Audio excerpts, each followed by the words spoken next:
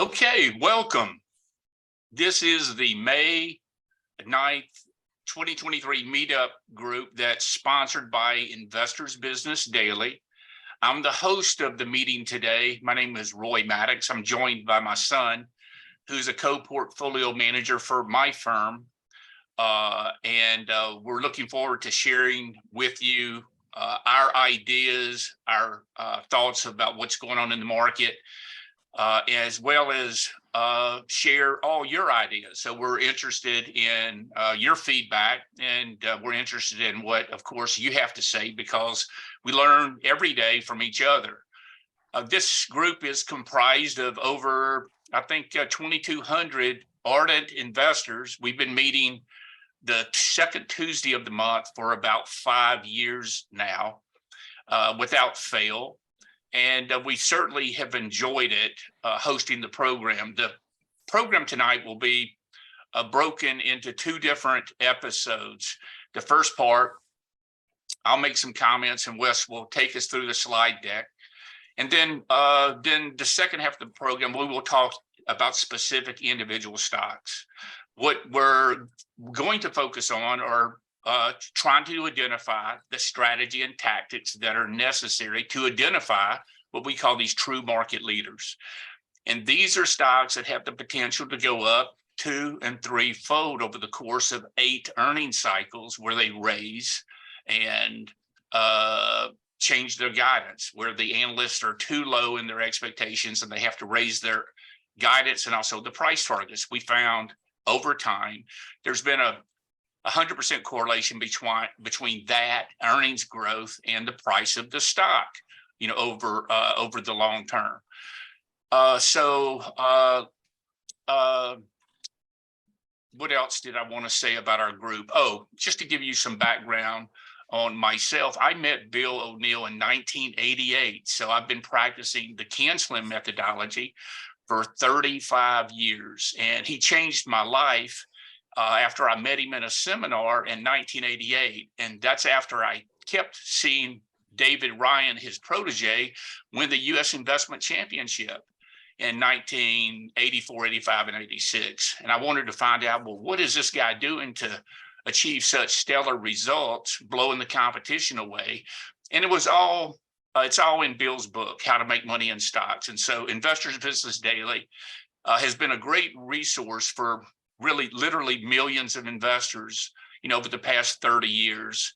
And many investors across the country practice a lot of the tactics and techniques in this methodology.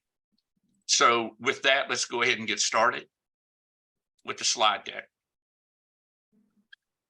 A little bit about our group. Wes is going to drop a link so that you can sign up for our email list if you're not on our email list. And we frequently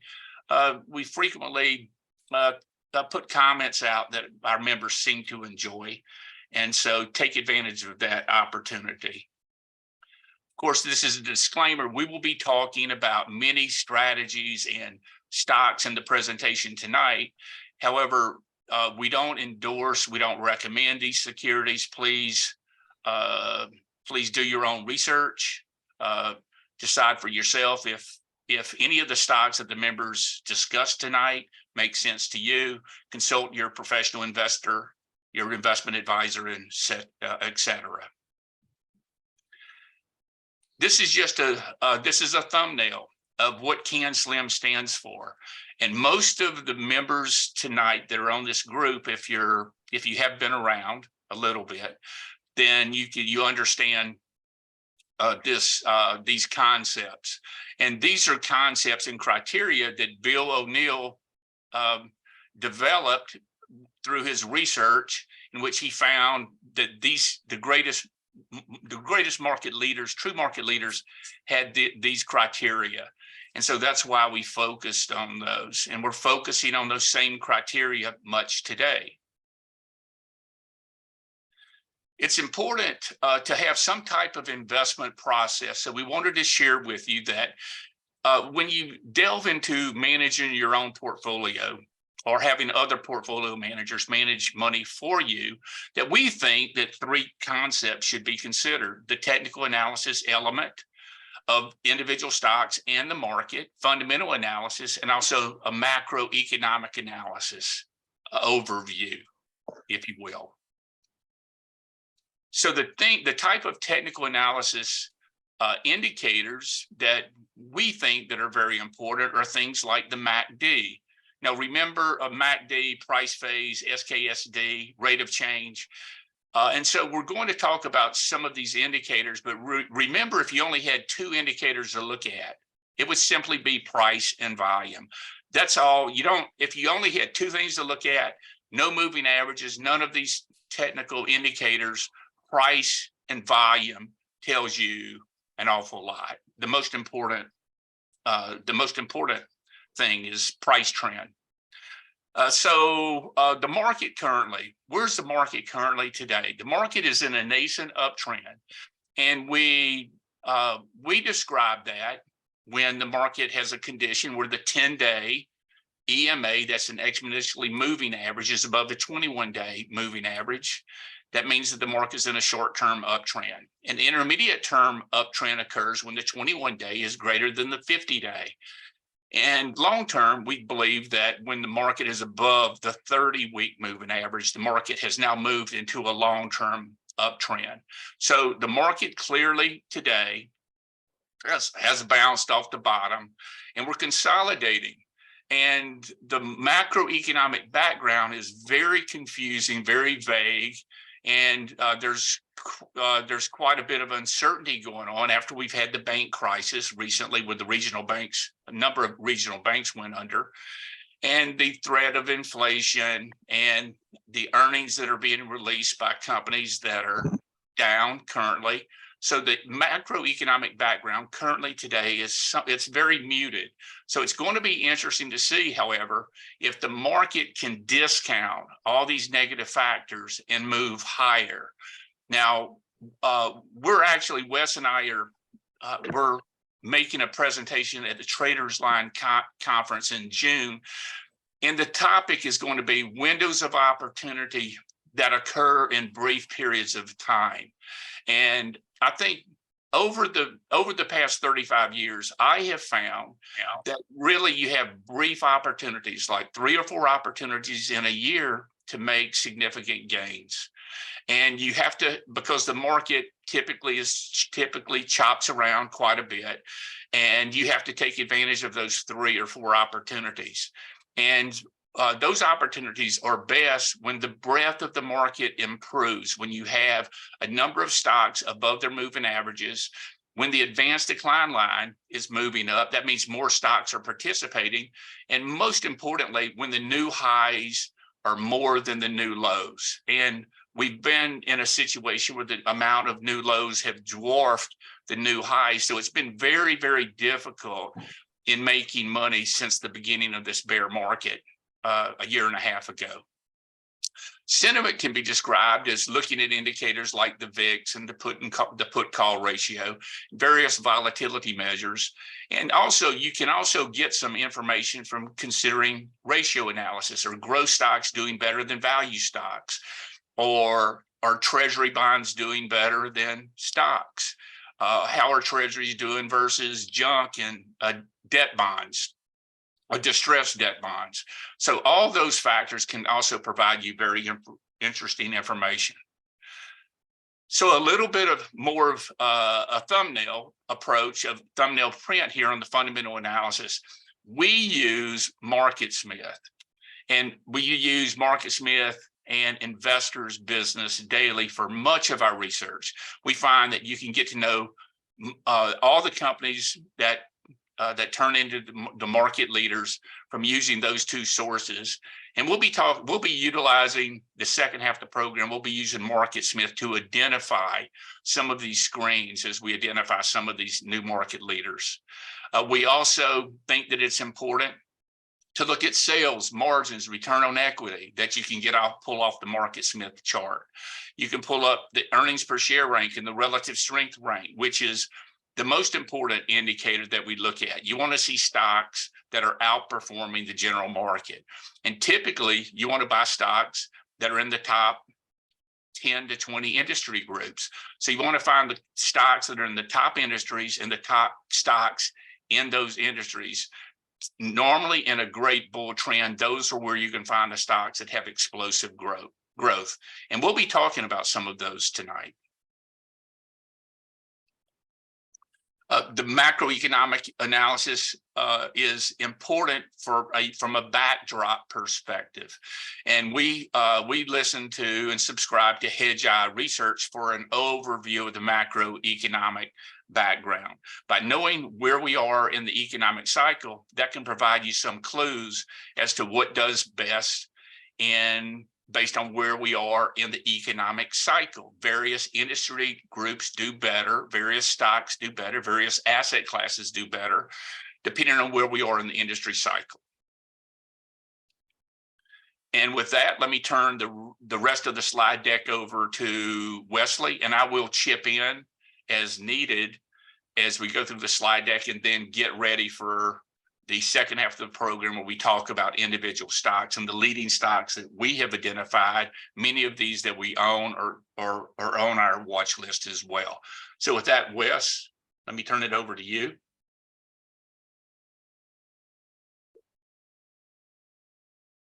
All right, thank you. And thanks everybody for joining us for another month. Always great to see everybody back. Okay, so yeah, the title of it is Sell in May and Go Away for the presentation. We'll see. It's just, we figured we'd touch on the seasonality. So here's a little bit of data. Here we are, May and June. Looking at the chart, not particularly strong months. You can see the three that were, I guess, the four strong months that really jump out: April, July, October, November. The weakest month that jumps out here is September, but we don't really put a whole lot of weight in this, but figured we'd touch on it because of the widely known expression out there. And here are the numbers actually for the best months, and maybe a little bit better to visualize, the best and the worst months. People kind of think about October being the worst month historically because of a few major incidents that have happened in October, but September historically actually the worst. And figured I'd touch on just what's been happening more recently, and you can sort of see this trend if you go down the rows. See, July is becoming a stronger month, November is becoming a stronger month. And I also wanted to point out, I looked at this another way and looked at 3-month periods of time as well, just to see more in longer time frame, because a month maybe isn't that useful. But the May through July period is actually the second strongest 3-month period historically, second only to the October, November, December time period. So not actually a horrible time seasonally. And again, it's not like a major input.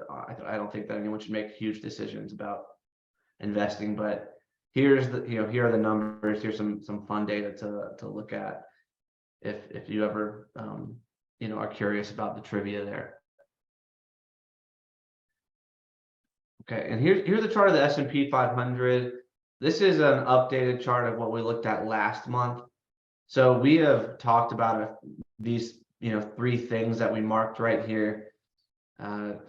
You can go back and look at some of these presentations from the prior months and see where we talked about and noted these different signals. And this Walter Deemer breakaway momentum signal, for instance, that's a and the Marty Zweig breadth thrust indicator. Those are both measures of basically seeing a really high ratio of advancing stocks to declining stocks. And they don't happen too often. I think the Zweig thrust was 12 times and the Walter Deemer thing was about 25 times. But when they do signal a change in the market, and it's basically a breadth indicator of really strong action in the market underneath the surface. And what's interesting is that these have happened. We haven't made a lot of progress, but then there are some other breadth things that we'll talk about later that aren't signaling the same overall improvement underneath the surface. But we do still have these signals at our back, which we think are important. Clearly it's not like the market just goes straight up from these signals.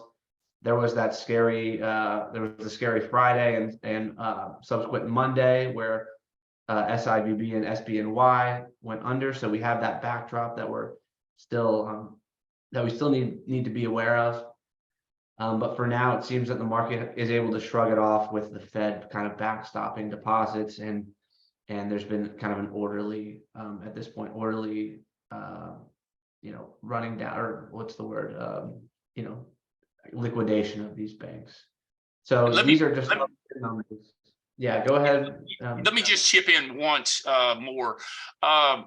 This was really a scary episode that happened here. And in fact, I believe we had these three regional banks that have gone under since over the last month or two.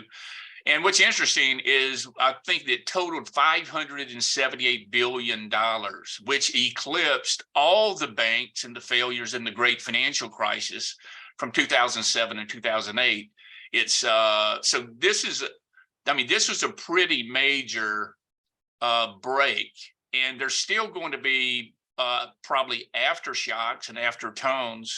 That's and so that's really it's a potential political and economic headwind going forward, depending on what happens with the aftershocks. But they put a band-aid on it temporarily, but there's going to probably have to be some judicial and regulatory action to safeguard all the assets and all these community and regional banks that many of them are underwater in terms of having losses on their balance sheet because of all these bonds that they've mispriced and purchased incorrect durations for.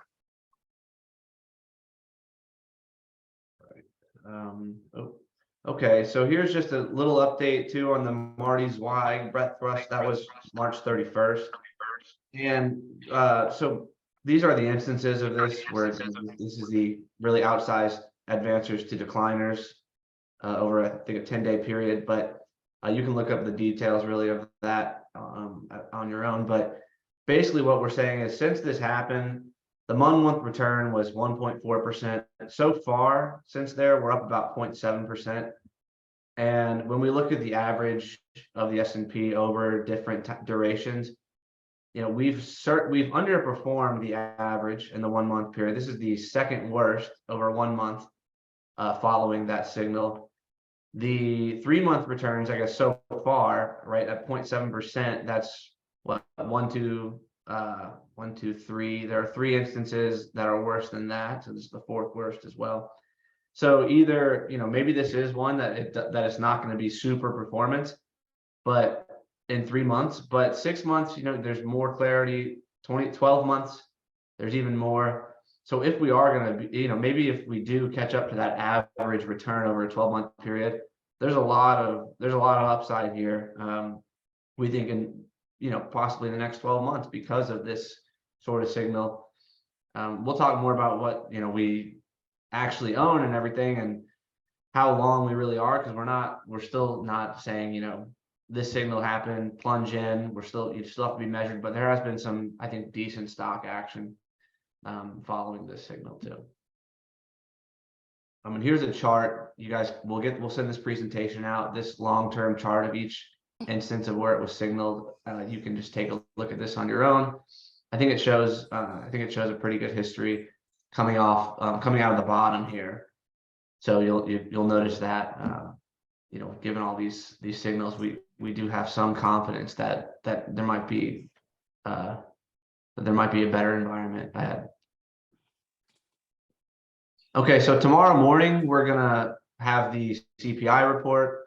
So people are still kind of watching that. Of course, we need to know that there's continued progress and the CPI and inflation keeps coming down, so that the Fed can let off the brakes to some extent. It's unclear, right, how long they're going to do it. They keep saying they're going to hold it here for some time.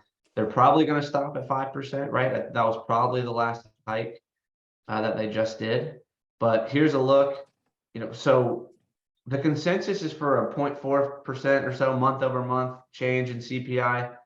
Basically, I just plug that in, and so on a year over year basis, we should see maybe a 4.8% or so year over year increase in the CPI. So I just wanted to highlight that because it's a newsy event. It's something to be aware of.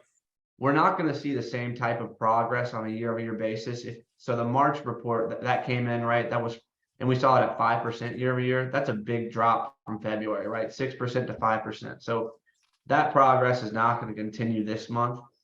But then we are going to see it probably improve a lot May and June. And then that's where it gets a little unclear, I think. What's going to happen in the back half of the year with inflation is a little unclear. But April, May, June, because the comp is so much easier, we should see a pretty dramatic reduction in the rate of inflation through the first half of the year. But just be aware, next or tomorrow when we get that report, you may not see that same, you should not see that same dramatic improvement. Okay, and also wanted to touch right here on the PPI and CPI, because the PPI leads the CPI.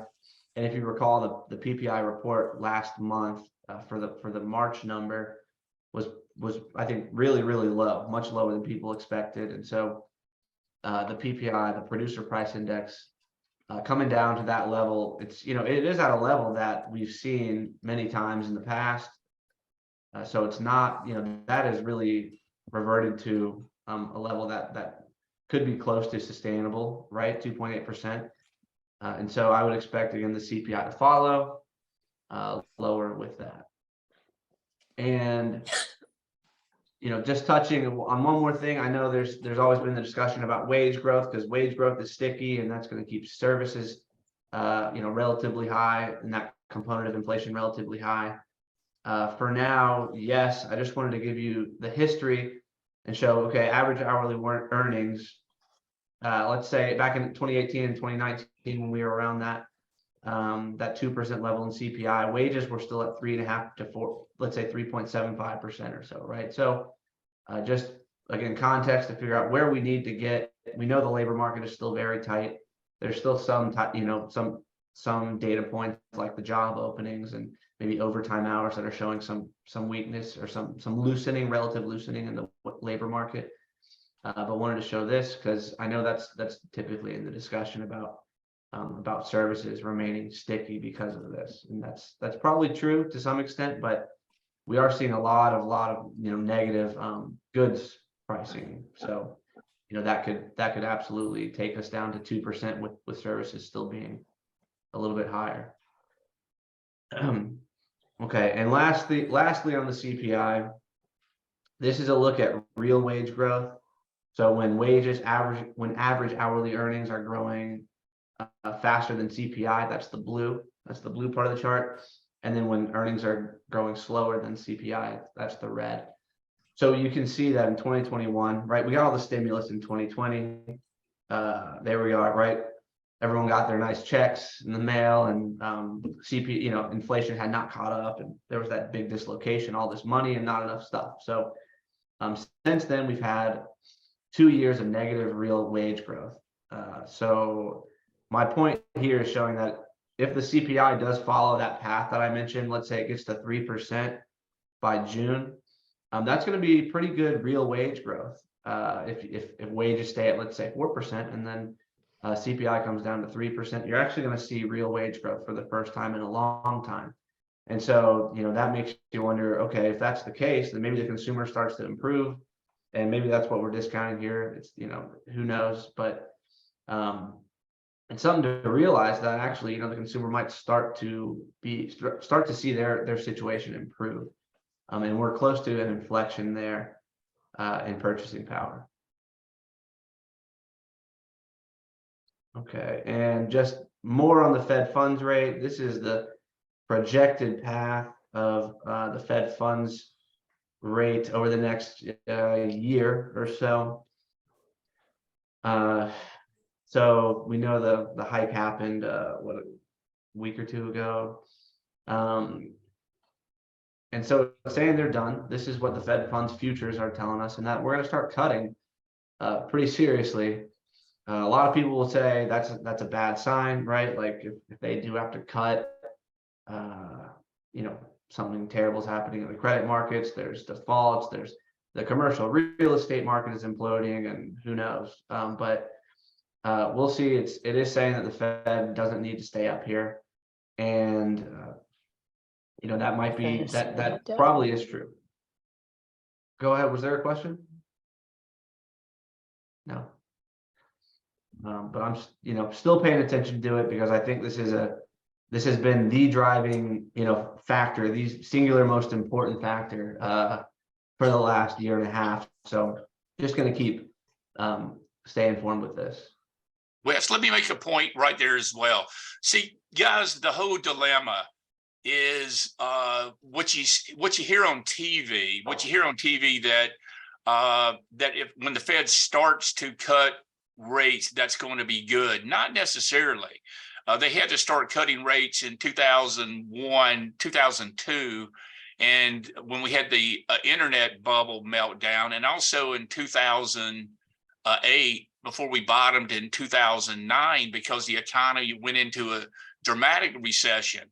So what the Fed is trying to do is they're trying to walk the tightrope of not of just deflating the ensuring a slowdown occurs without and by promoting what's known as a soft landing.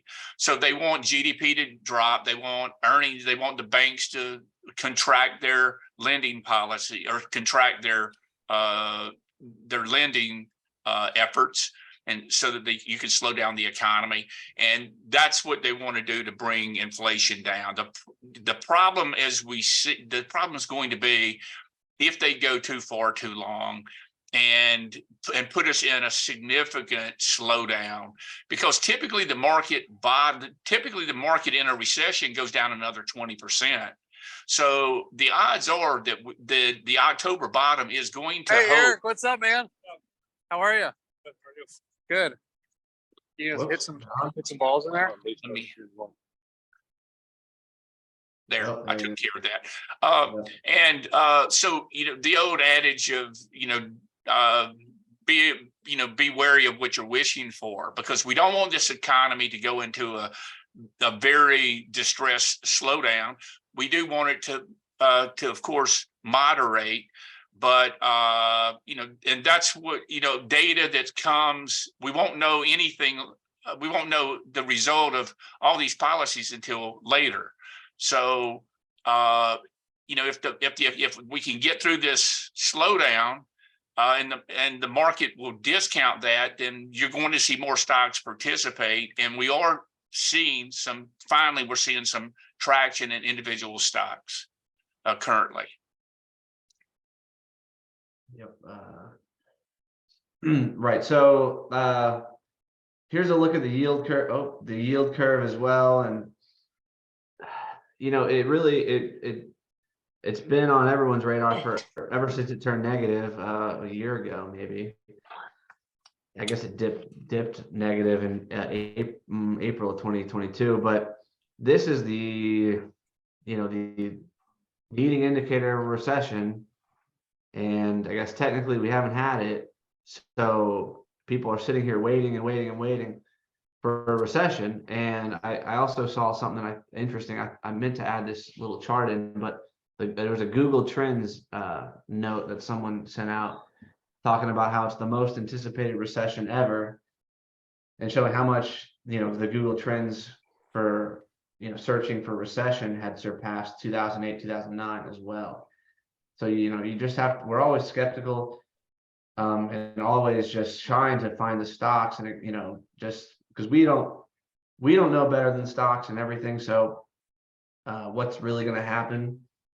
And but this keeps us wary, and maybe this is enough weariness to keep us to fuel the next rally too, because everyone's cautious, and but we're hopeful that it's possible that all the carnage in these growth stocks has been discounted, has discounted a really bad recession already. And we'll see on the next slide, for instance, the our growth barometer, right? Our growth stock barometer, the IBD 50 index.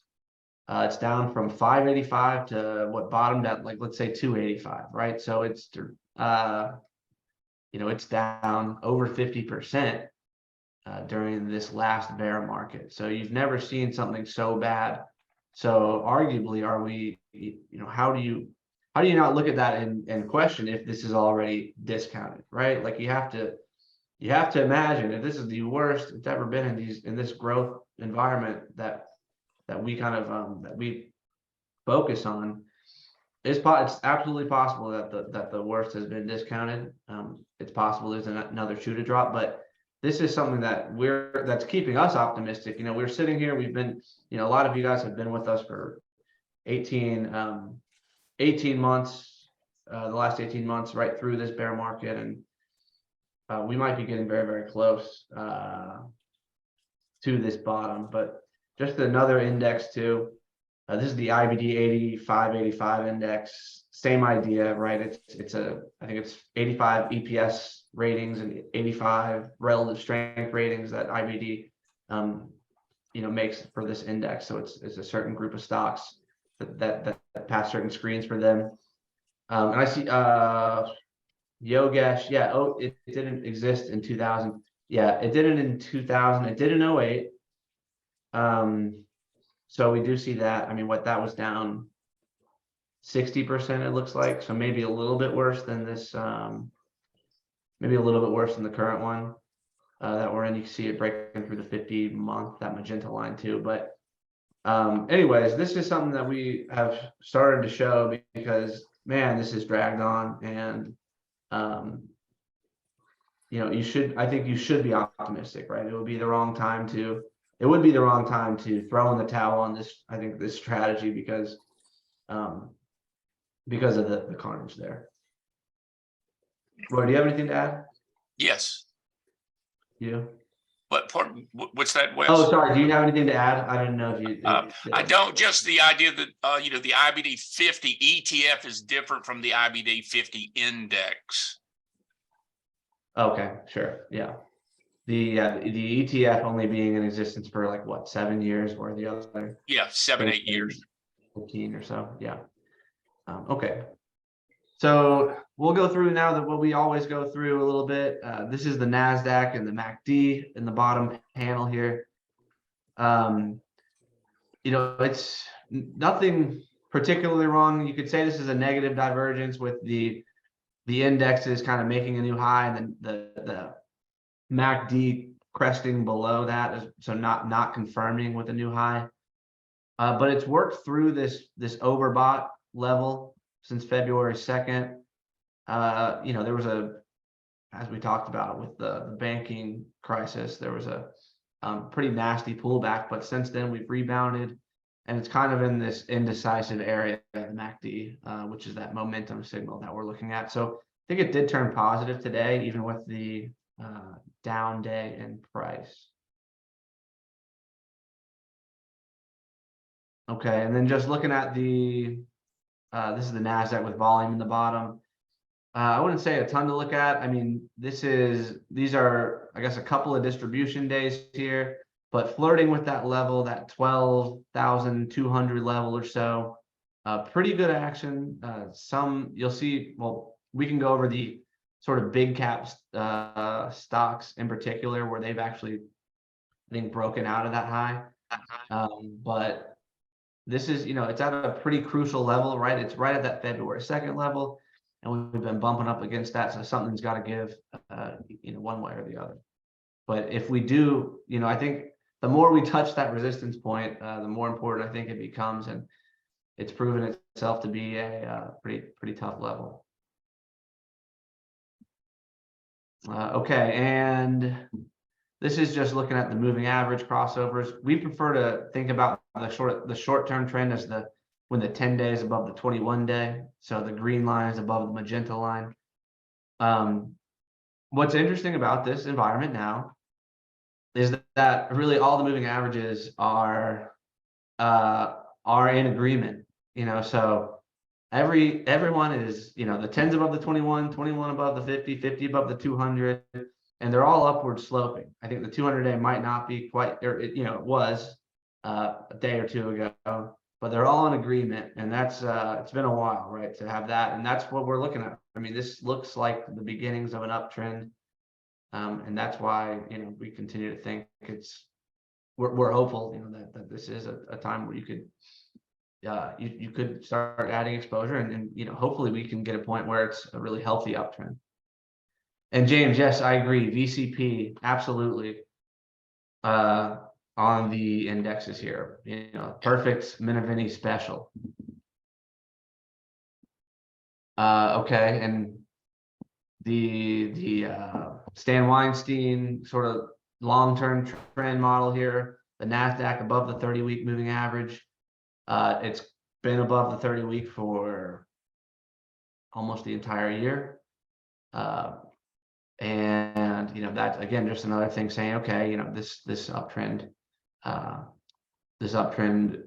appears to still be intact. Okay, we'll get into the breadth of the market now for a few slides, and this is what we're talking about when we want an easy dollar environment. We want the net new highs number to be much larger. Well, first of all, we want highs to actually outpace lows. So right here, the black, this is the net new, or this is the new high list. It's the number in stocks making new highs, the red being the new lows, and then the net of that number here. So blue being net new highs, red being net new lows. We have not seen that even through March, April, May. So that's a different kind of character in the January rally, right? In the January rally, we're actually seeing net new highs. I think there was broader stock participation, but since the bank sell-off or bank-induced sell-off, we have not really seen that recovery. So it's been a little bit thin, this rally, and it's been really, really heavy, and the whole year has been heavy in those top 6-7 names. And that is that makes you wonder about the rally for sure. It makes you skeptical also.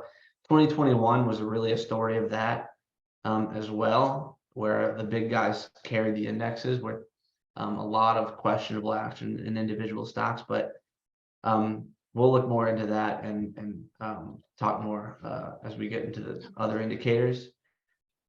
But here's the longer 5-year chart of net new highs, just highlighting the persistence of this net new lows, really outpacing highs for now a year and a half since November. The last couple of bear markets you see back here in 2020, 2018, very brief periods. And then, so what we're looking for, right? We need that to switch, and that might happen, right? As soon as we break that 12,200 level or so, that might happen rather quick, and we're gonna be right here, and that easy dollar environment is hopefully going to last 12 months, right, at least, and we're going to be ready, and we that's why we're going to have our watch list ready to go for that. So just taking this is it's been very persistent, very washed out, and one of the things that Roy and I have talked about, and I think that's interesting, is things that are going to show up on the net new high list are not going to be at all-time highs necessarily. So we're going to see this improve just because of the length of this.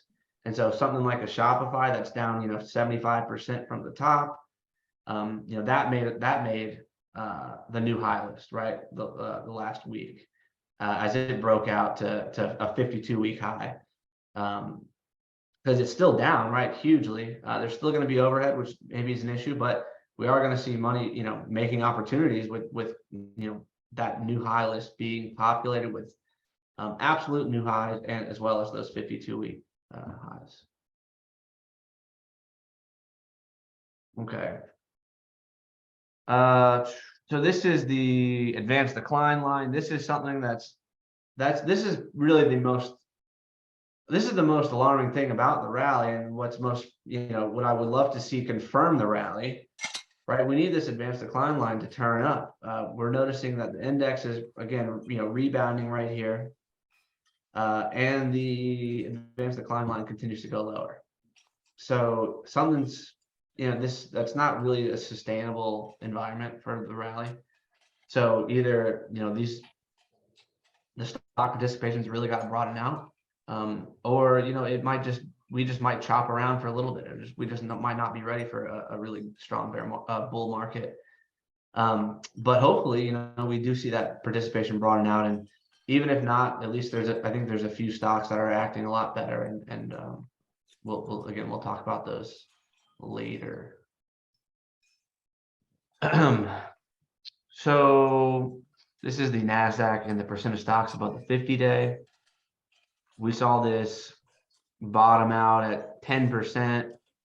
Most recently, it hit 20%. So, and now we've recovered. We're about 37% of stocks above their 50-day in the NASDAQ. That's some improvement. That's a positive development, I think. Versus that advanced decline line not showing much, but we are seeing some improvement in this. And we're seeing, higher, I think higher lows here as far as the, how few stocks are above their 50-day. So this is something that's actually improved. This is a breadth indicator. The advanced decline line, not yet, but this is showing some improvement. And then the NASDAQ versus the stocks above their 200-day moving average. Stuttering here, right? It just has not made progress. But if we do see, if the indexes break out, we want that to confirm, right? And that is right. And Roderick, wouldn't this be a sign to be cautious? I think so. I think absolutely. That's kind of what I'm thinking. It's just yeah, it is. And so we talked about those first few breadth indicators too, like on the very first couple slides that are positive. But this is it is reason to be a little bit cautious, but at the same time, we just might see this turn on a dime. I think it's kind of setting up at a point where if the indexes do make that hot, break through this pretty crucial level, I think we might see a lot of these things start to improve. Yeah, let me point out one thing as well. And if an unhealthy market is a market where the indexes are making new highs and very concentrated in a few names, and then the advanced decline line peaks and the indexes go higher, like in 2021, you can see that 2021 to 2022. The AD line actually peaked in February, and that was 2 years ago. And actually, coincidentally, that's when ARK investments peaked. That's when ARKK peaked. That's when growth stocks peaked right there. So we've been in a bear market for growth for over 2 years. And, so you had in that 2021, you had that last move up in the indexes, but the AD line was showing you this non-confirmation. Now, when you make a transition from a bear market to a bull market, when that happens, then it's not necessarily that, it's not that bad, but we just need more broader participation. So, we're at a level where these numbers are so washed out in terms of breadth that over time, and as these 52-week high list starts to populate, that itself is going to show improving breadth action.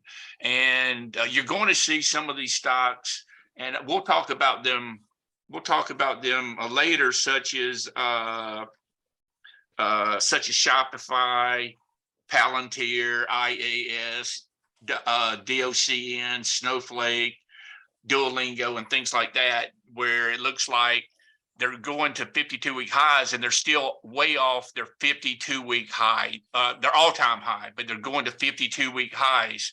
So when you see that, that's can also pull in investors because institutions will view that as a positive development. Yeah, and I figure I'll throw this up just because without putting too much emphasis on one indicator, right? Just the point here. I would say we're increasingly optimistic, and a lot of it has. I think the Walter Deemer and the Zweig thrust are important indicators on individual stock action. This is the advanced decline line, right, in the past, and Sure, there's plenty of bull markets where it doesn't make a lot of progress.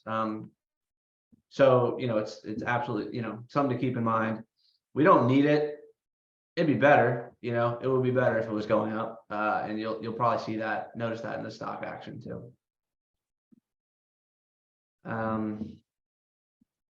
Okay, here's the McClellan oscillator. This is our oversold, overbought indicator. We're sort of at a no man's land at this point, but you did see it get oversold a couple of times the last 2 weeks, and pretty healthy bounces following those oversold levels. So this is one of our preferred oversold, overbought oscillators. Okay, here's the VIX. I guess I'll just jump ahead to, this one gives us the 5-year history.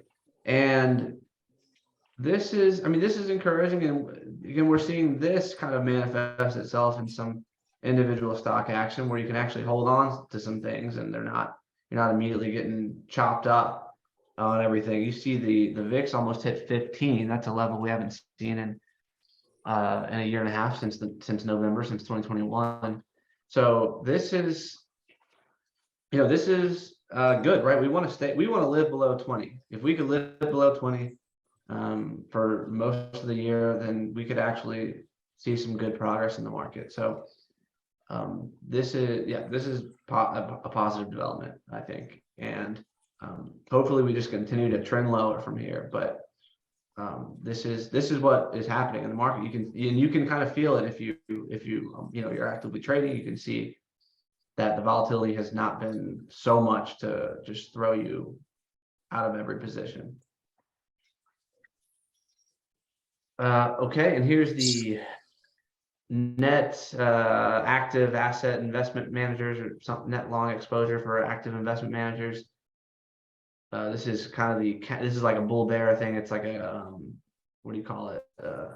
Contra indicator. So if we're overly invested, right? If we're at 100%, that's something to stay cautious. We're at 67%. No one's gotten too bullish over this period of time. No investors or managers have gotten extremely long. In stocks, I would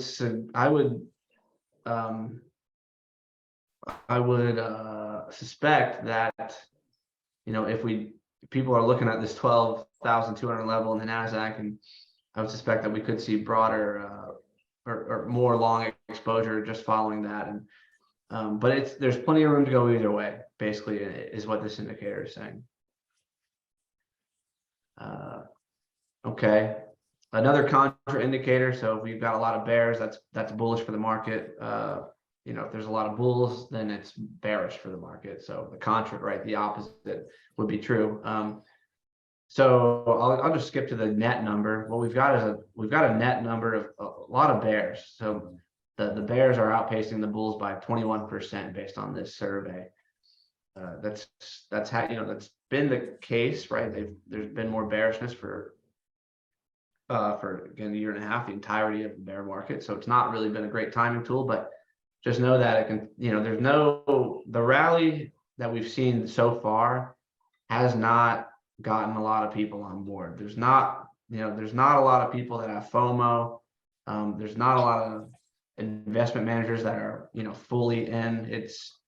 That is a good thing. I think those two things add up to, there's potential to this rally, and no one believes it. There's horrible data, right? Everything's the banking system's collapsing. All the regional banks are going to go to zero. All this narrative is out there, but that could fuel this rally, this really doubted rally. And Wes, let me make the point too that, guys, remember Bitcoin bottomed when FTX went under and Binance went under, the two largest firms, in the world, clearing firms for Bitcoin. And then, and Bitcoin's doubled from that bottom. So we think that the devastating news with the regional banks and the losses there may be very, very similar, as we work our way through the system. But the sentiment is very, very bearish, And typically that's going to set the stage for for a very powerful uptrend when we have more participation. We thought the thrust indicators were the beginning to get it to go, but I think there's just so much uncertainty right now that there's just a little lid on the market in general. But we're starting to see some good earnings reports, and it's like finding a needle in a haystack. But I think that there are a number of potential true market leaders. They're starting to show themselves, so that's very positive in the midst of a negative backdrop. Mhm. Yeah. Okay. So going through just a few more really. This is another sentiment indicator. So high put call ratio, a lot of bearish sentiment, and that could signal a bottom. You can see the spikes, the last 3 spikes marked here, doing a pretty good job of kind of nailing the bottom. You'll notice that spike, the most recent one in December of 2022, right at the end of the year, that would have coincided probably perfectly with the NASDAQ bottom. And since then, the NASDAQ has rallied like 20% or so. But you can see the indicator where we are now, 1.04. It's really it's I don't know, nothing, right? It's leaning neither way, so it doesn't tell us particularly anything here. And this is the high yield spread. So this is what we're going to look at see if we need to pay attention if credit markets are going to sniff out something before the stock market. We need to be aware of that. So that's why we continue to monitor this. You'll notice when credit spread, so a measure of credit risk, when that was expanding in March during the banking crisis, that's what you'd expect, right? So there's more credit risk. The market would not be very happy about that. So just keep an eye on this. If this happens to lead something more than what the stock market is actually anticipating. So we do check this, and in real time you can check the junk ETF JNK, for instance. This updates every day, end of day, but you can look at JNK as another measure of credit risk. Okay, and a few more, just looking at the 2-year US Treasury, you see that's well below the Fed funds rate right now. The Fed funds rate's at 5%, the 2-year Treasury at 4%. So basically extrapolating from the Fed funds to the 2-year, that's basically what that Fed funds yield curve that we looked at earlier is saying, right? The expectations are for like 3.5% by sometime next year. So that's what this is telling us, right? When this is below the Fed funds rate, it's anticipating cuts at some point in the year. Okay, and the 10-year peaked, we think, in October. And to us, there's not as much. We've parked a little bit of assets here, not a lot, but it's just a play that, if there is a recession, this is going to come in. The long end of the curve is going to come in, and there's going to be that potential upside because of the duration of the 10-year and 20-year bonds. So we talked about this quite a bit, I think, in January as well. So if you wanted to look at that, we talked about some ETFs in our January presentation that you could use to take advantage of a move lower in long-term rates. Okay, and then one more. So figured I'd throw this in. This is on a lot of people's radars that we follow, gold. And if rates do come in, if real yields come in, real rates, right? If real rates come in as with a recession or something, and we have to go back to QE, that's what this might be anticipating, right? Gold is sitting here close to an all-time high. It's something that we don't own, but maybe would like to. And if this is the case, right, it's gone sideways for 12 years, 13 years, and it's potentially a huge base. It's a Brobdingnagian base in gold, and something that we absolutely need to know about. We need to be paying attention to this asset class because it might be a huge move. We might get that move that we got out of the great financial crisis in 09, right? You can see it here going from 100 to 180 over that 2-year period or so. So, something that certainly piqued our interest. Right.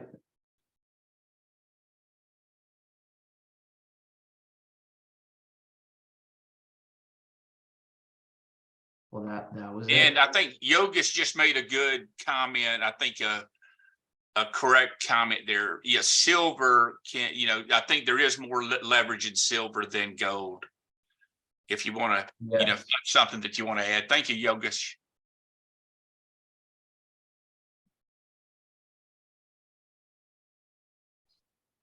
And did you stop sharing, Wes? I did. So yeah, I guess, I don't know. Do we want to take a break now after that? Yeah, let's take a 5-minute break, guys, and then we'll come back and then we'll talk about individual stocks. So let's take a 5-minute break, get started back at 8:06 and get to the meat of the program.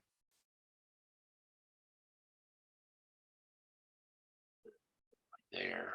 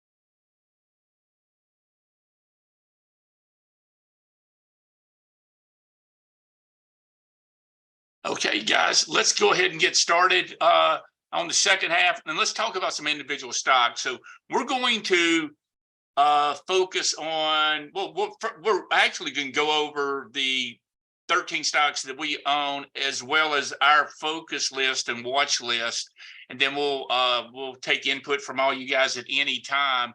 But we wanted to sort of show you what our thinking is, and again, what we're trying to do, and this is all, based on CanSlim principles, in which, remember, the way that you're, the only way really to make triple digit returns, as Bill O'Neill did countless times, it's to have concentrated positions.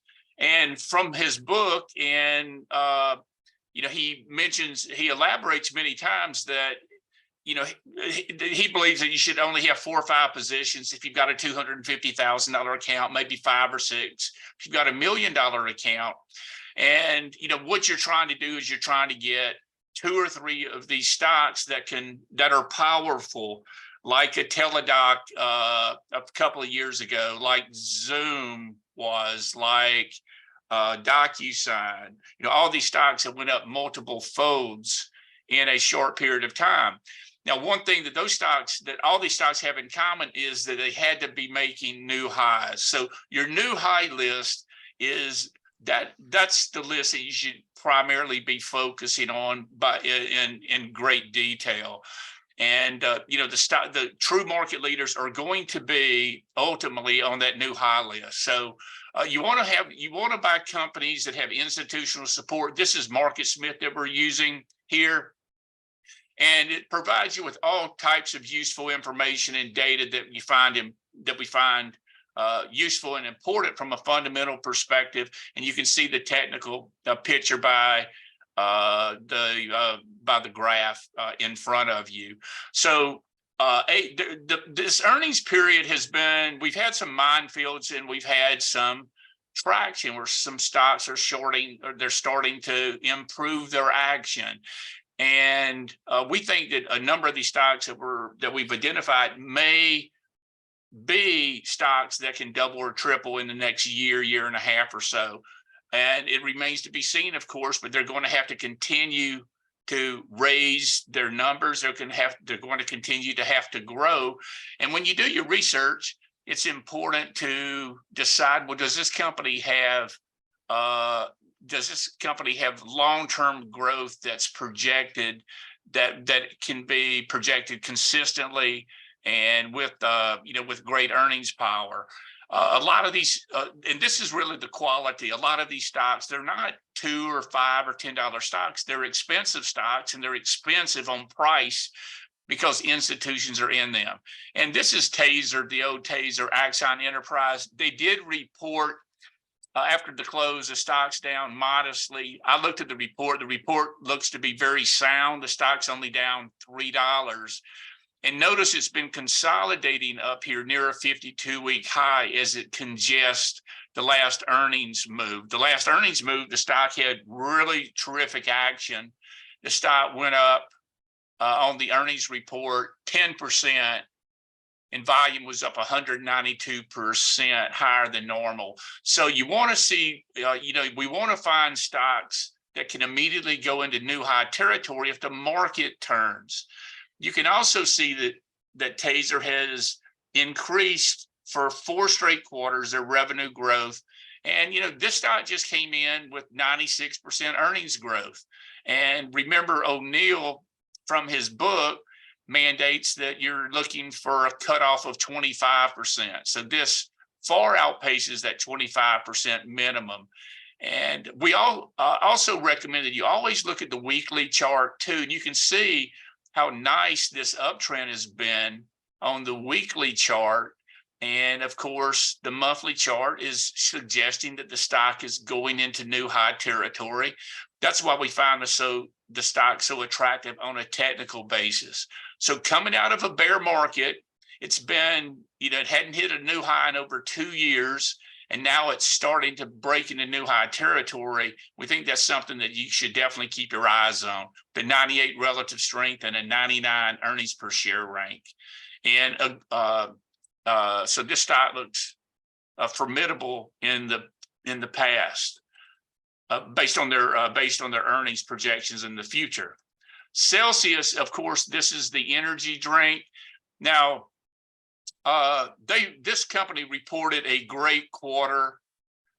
Revenues were up 95%, triple digits, and earnings were up 344%. And the estimate was only 20 cents. So this company beat the estimates, gave great guidance. They've got this partnership, of course, with Pepsi, where Pepsi is starting to roll out and distribute Celsius products all across their domestic platforms. So this is exactly what you want to see. The stock's up $8 after market. And so you got to start with tremendous growth. Wall Street's following it. You've got 533 mutual funds that own it. And look at the A+ ranked funds here that have positions in it as well. So you've got some A+ funds. This is the premier growth stock in the market today, particularly if it can go to new highs. So I'm very interested to see if it exhibits the characteristics that I've mentioned before, and Joseph Evans has mentioned on his site, his Twitter account as well. When a stock goes up 10% in one day and volume's up 300%, I think you're going to see institutions pile in on this stock, and it's very close to breaking out on the weekly and on the monthly. So with a good earnings report and with the institutions should be raising their price targets, and by beating the numbers so terrifically, I wouldn't be surprised if this stock goes into new high territory tomorrow. If it does, it's going to show you that it's one of the new powerful leaders of the new uptrend. And notice this stock has gone sideways for 8 months. See, it hasn't done anything for 8 months, but this earnings report could be the catalyst to change the fortune of the stock price. So take a look at this stock tomorrow. We think it's a winner with the numbers that they presented. Dexcom, DXCM, of course, they focus on continuous glucose monitoring systems. They, along with not INSP, but Insulet, which we own, a position on too, I believe. They're the leaders in the business. Stock's $120, and look at the earnings growth, 25% this year and 37% next year. It's just going sideways. So a stock that can go sideways when the market's in a bear market or just consolidating is setting the stage to break out of a range and make the next leg higher. You can see that the last earnings report, earnings were up 113%. Revenues were up 18. Just a really solid company that Wall Street loves. You can see you got 2,500 mutual funds in the company that are invested in the company, and you got a number of A+ rated mutual funds that are taking positions in it as well. And let's take a look on the monthly. And so this is a stock. You can see this stock is based on the bear market. It's almost recovered the entire correction move. So, you know, when stocks do that, it just sets the stage for the next powerful advance. So when they break out of these consolidation areas, so this stock is setting up beautifully.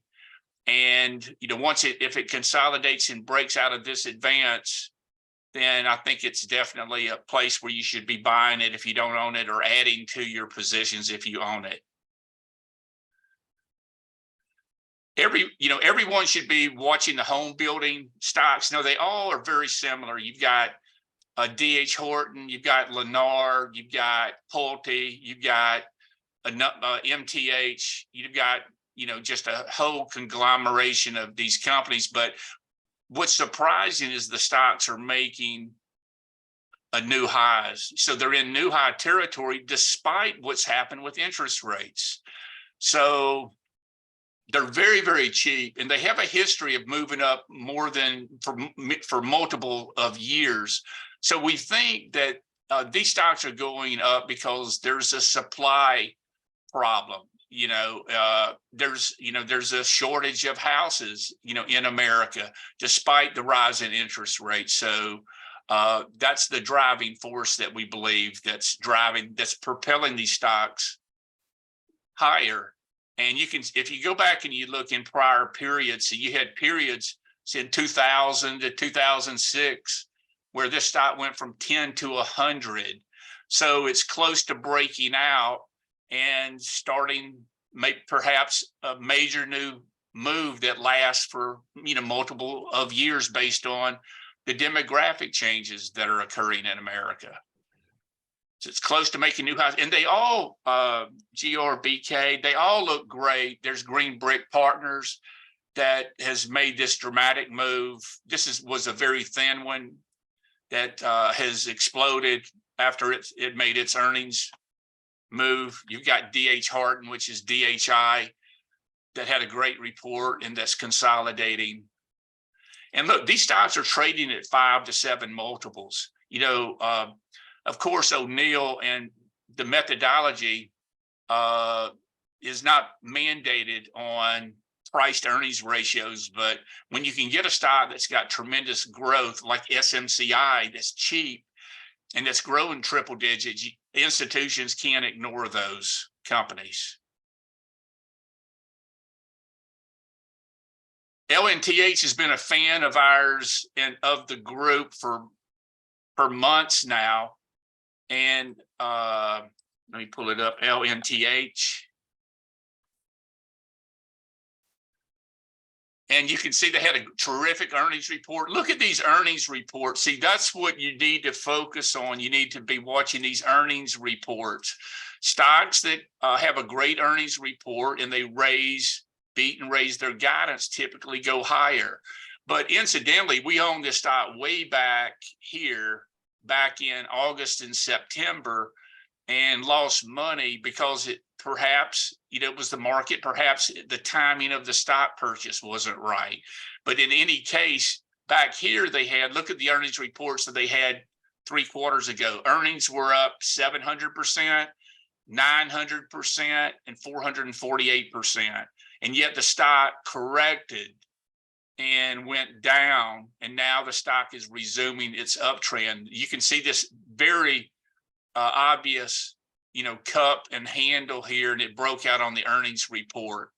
And stocks that are, $90 stocks typically go to 100. So that pullback gave you a decent opportunity to add into the position if you wanted, but you had to have a little cushion to hold it into earnings. But now it's resuming its uptrend. I'd love to see the stock go sideways. And this is one of our big positions as well. I'd like for it to go sideways and then buy the breakout above 100, because the targets are 125.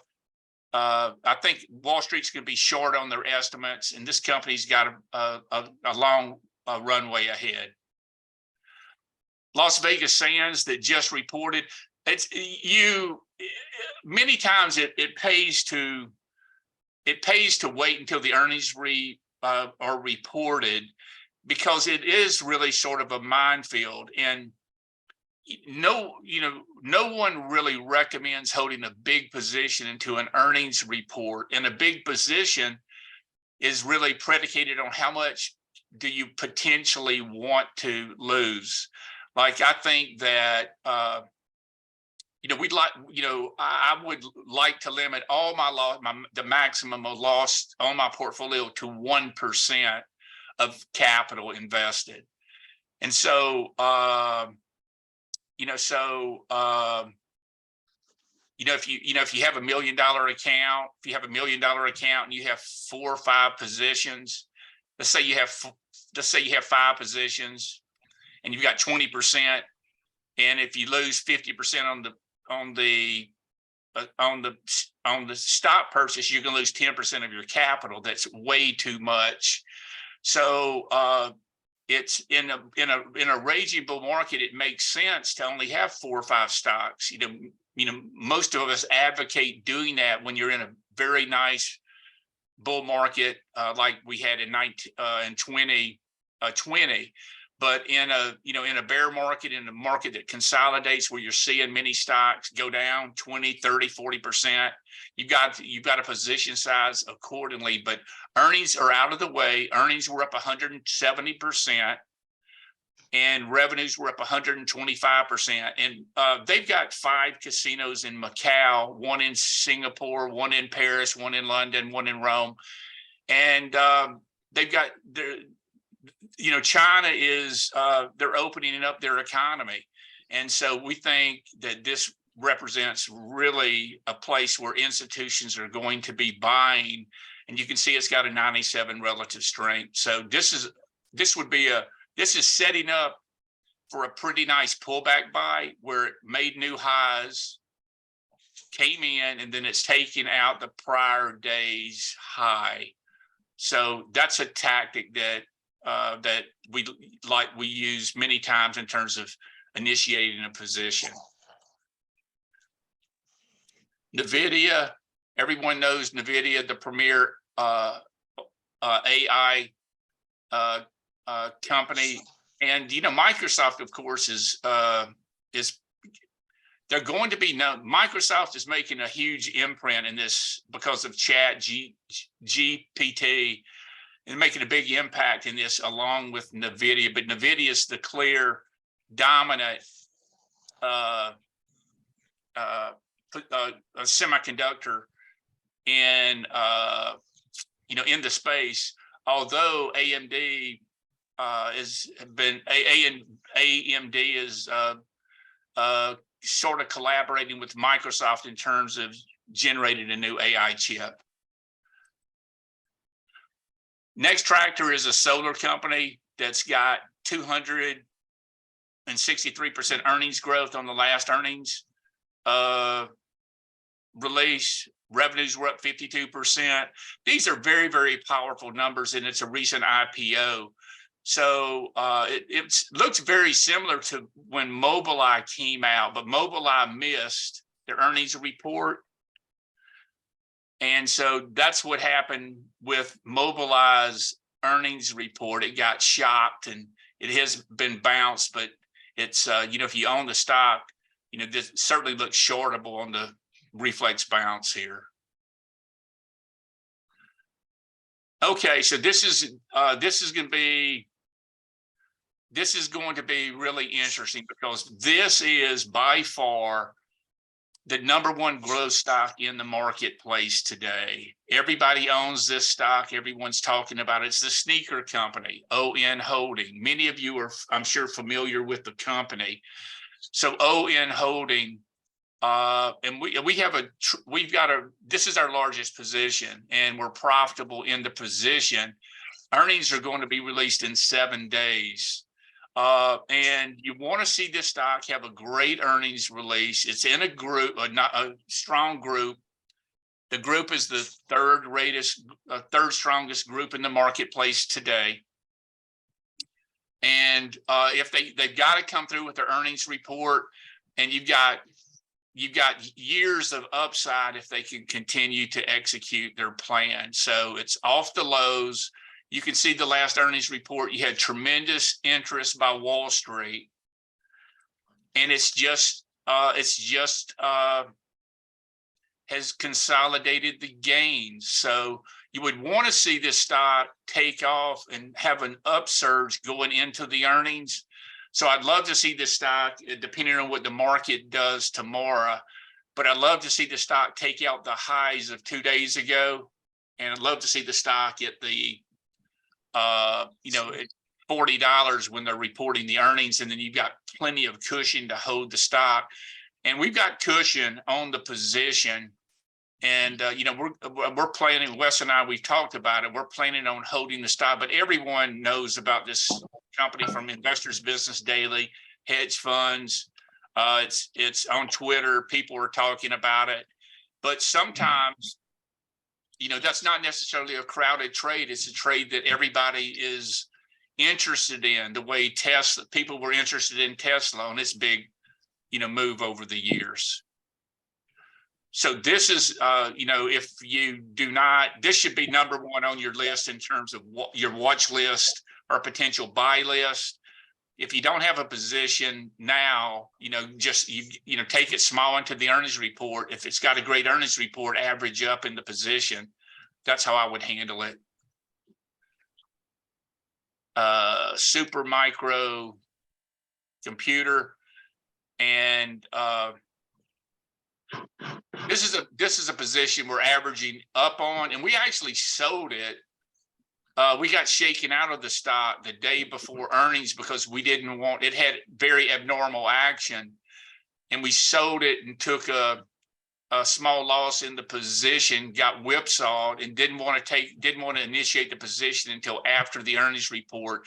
But we did buy it back at 123 the day that it reported, and we're looking at buying this stock back on on a modest pullback, not buying it back, but getting heavier in the position. Getting heavier in the position on the pullback. But this is great action that you want to see coming out of an earnings report. And it's at 52-week highs, see? So the stock's at a 52-week high as well. Shockwave, we've often talked about this company, and they had an earnings report that was reported today. The stock was up 10. And it's very close to breaking out to a 52-week high. And of course, they specialize in vascular lithotripsy. And a great few quarters. Earnings up 900%. Earnings up 900%. Earnings up 200%. Earnings up 164%. This is very strong action. Boston Scientific also, they were in talks, and that's why the stock moved higher a couple of weeks ago. And Boston Scientific, a very strong medical device company, offered $275 for the stock, and Shockwave, walked away from it. So clearly, they believe that they've got a long way to grow. They gave a great earnings report. They've got terrific momentum overseas as well as domestically, and that's only a feather in their cap when when you're approached to be bought out. But certainly Shockwave, these companies typically are done at a 50% premium. So they're not going to take $275. It would be like giving your company away. So great action here. And look at this action on look at the weekly, how tight it's getting on the weekly. And, we're looking coming out of these bear markets. See, this is the 2020 bear market. And look, when these stocks finally go into new high territory, look how long the runway can be. So this stock went from 50 to 250, in the next year. So, we're looking for these stocks that can get into new high territory and run for the next year, year and a half to 2 years. But they have to be immune to the economy, and this company is. So this company is going to continue to grow regardless of what inflation is and regardless of what the consumer is doing. And I guess the last one that I wanted to feature would be Uber. And this was great. This reminds me of Meta, July 25th, 2013, where when Facebook started monetizing their advertising and they became profitable for the first time. Uber just had the best quarter in history, and that's why these institutions are piling in. They gave great guidance, and it's an IPO that's been down for quite some time, and it looks like it's emerging, out of this downtrend, in a new uptrend. So I think based on the volume, those are the institutional footprints. Look, you've got 2,000 mutual funds in it, many A+ funds. This is what new leadership looks like. So, a year from now, I wouldn't be surprised. You're looking for these stocks to go into new high territory. The old high was 60. And when you go back and you look at a number of these IPOs, when they come back and they make new highs after a long period, after going sideways for like 3 or 4 years, and they make a new high, they can go much higher than you think, because the company comes back into favor with the institutional investment advisors. And this is an example, this is CrowdStrike, the security company that competes with Palo Alto Networks, Fortinet. And notice where the stock had that IPO in 2019. See, a lot of these IPOs, they came at the top in 2019. And then you had the correction, the bear market coming out of the correction. And once they get into new high territory, look at this. See, this is my point. And I want you to, be aware of this when you're doing your research. When this stock broke out at 100, it went to 300. And so this was one of the big winners in 2020 coming out of the bear market. So I'm noticing this pattern when you look at the monthly, where these stocks that corrected, that then they break out, that these are the potential new market leaders. When you're wondering where's the next greatest thing, many of these next greatest things, they're already out there, but they've underperformed, but they have this kind of pattern, but then they turn it around. And so, so do some work on the IPOs that have come in the last couple of years, and then look at when they break these downtrends. And I'll give you an example of a couple of examples, and then we'll move to your stocks. Samsara, which is Internet of Things. Notice where it was an IPO a couple of years ago. It broke the downtrend the last couple of months, and see, nobody's following the stock, but it's under accumulation. Look at the volume on the monthly. So, IoT, Palantir broke out today on a big earnings move. And this is somewhat of a different style, but this is, if you're looking for stocks that have come out of stage 4 declines and now they're in stage 2 uptrends, a Stan Weinstein approach, you're seeing some of this happen down here. Shopify, SHOP, that had had a great earnings report. It's been clobbered, and now it's in a stage 2 uptrend. So you can see, these types of patterns. They're proliferating now, where they've been in these steep downtrends, and now they're sort of turning the corner. And you can just go through the IPO list and see what I'm talking about. There's the downtrend. This is an advertising company. And this company actually floated a secondary. They did a secondary after the close, so it's under pressure. Once that's absorbed, I'd watch for the stock to reverse and continue its uptrend. So that's all that I wanted to share with you guys tonight. If you wanted, what other stocks would you like to talk about, and what are you interested in?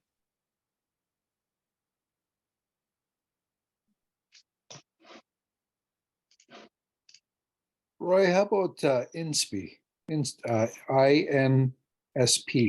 Oh, I love it. I bought this stock personally today, and a 5% position. And of course, they made the sleep apnea device that's implanted, and then you have the remote control. This is much better than wearing the mask. And they really had a good earnings report. They had a very solid earnings report. And the stock's breaking into new high territory. It is thin. So 360, 300, 400 to, well, it's trading about $80 million a day. But this is a new device in the stock. This is what I like about it. It's going into new high territory. Wes and I are trying to decide right now, do we want to initiate a position in it? And we sort of wanted to see what the inflation report was. We've had this rally in the indexes. You can see that the stock pulled back. You couldn't buy it the day before the earnings. See, there's the day before the earnings, and it looked scary. It came in, so you couldn't. I mean, you could have owned it. I mean, if you bought it, if you happened to be in it, at a substantial profit. But the way some of these have blown up, we didn't feel like taking a position on it there. But they've got a novel product. The product is being well received. You've got institutional interest in the product. I like it. The stock is making new highs. The relative strength line's going into new highs. It's not quite as profitable as you'd want to see. Last quarter was negative. They had a flat quarter before. This makes more sense to me as from a takeout perspective. Looks like the revenues are they're working. The revenues increase quarter over quarter pretty steadily. Yeah. And it's got the end insulin, which is it's kind of changing the game. And another one that's like that is TMDX. So Transmedics, and we've talked about this company before, and this is the company that is responsible for organ transplant delivery services using blood, using the device that keeps the blood warm, which is different from, of course, putting it in an ice box and, covered with ice and so forth. And it's been proven to be have more efficacy, and the hearts the hearts are better prepared, that they last longer. It's a better method. But this is an emerging company. It's a very, very small company, but they've got something, that's changing the business. And that was the earnings report. The stock had a nice move on the earnings report. They just did a convertible offering, which that's why the stock sold off. People knew that was coming, and then the stock rallied today after that. Recapturing the 50-day, we're definitely watching this stock too, but it's a small company, 2.4 billion market cap. And, companies like this, if you would have gotten into an intuitive surgical when the stock was, in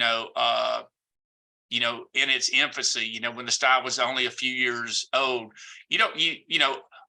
all I know is they're doing this with organs, they're doing it with lungs, and they're having better, they're having better results. So this could be a tremendous new leader in the market moving forward. They're going to have to continue to grow revenues and earnings, but look how small it is. They're doing 25 million, but they are taking care of business.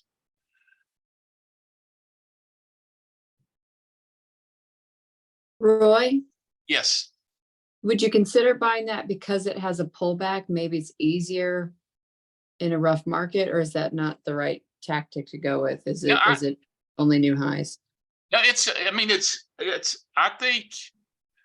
think you could buy the pullbacks, but what I'd like, I would like the pullback. I would ideally like the pullbacks to be above, their averages, like an LVS, Dana, Mhm. where that's the difference. See, the pullbacks at the 21-day. See, it's in new high territory. It's come back to the 21-day, and you don't want it to go to the 50. Ideally, you don't. That's more weakness. I mean, the strongest stocks, you never get that chance. And that TMDX, while you may like it, that's not great action from the 52-week high to breaking the 50 and sitting here. It just needs to firm up more. So, it needs to build this right side base more before before you would buy it. If you're sitting there watching the stock, from a trader, you could, and I thought about buying it. You could have bought it, taking out the prior day's high right there today, and there's your stop. Then you use a 1-bar stop right there. But it's thin. You can't buy a lot, and it's certainly more speculative. Hey, Roy, I was actually going to ask a similar question like that for stocks like AMD and Duolingo.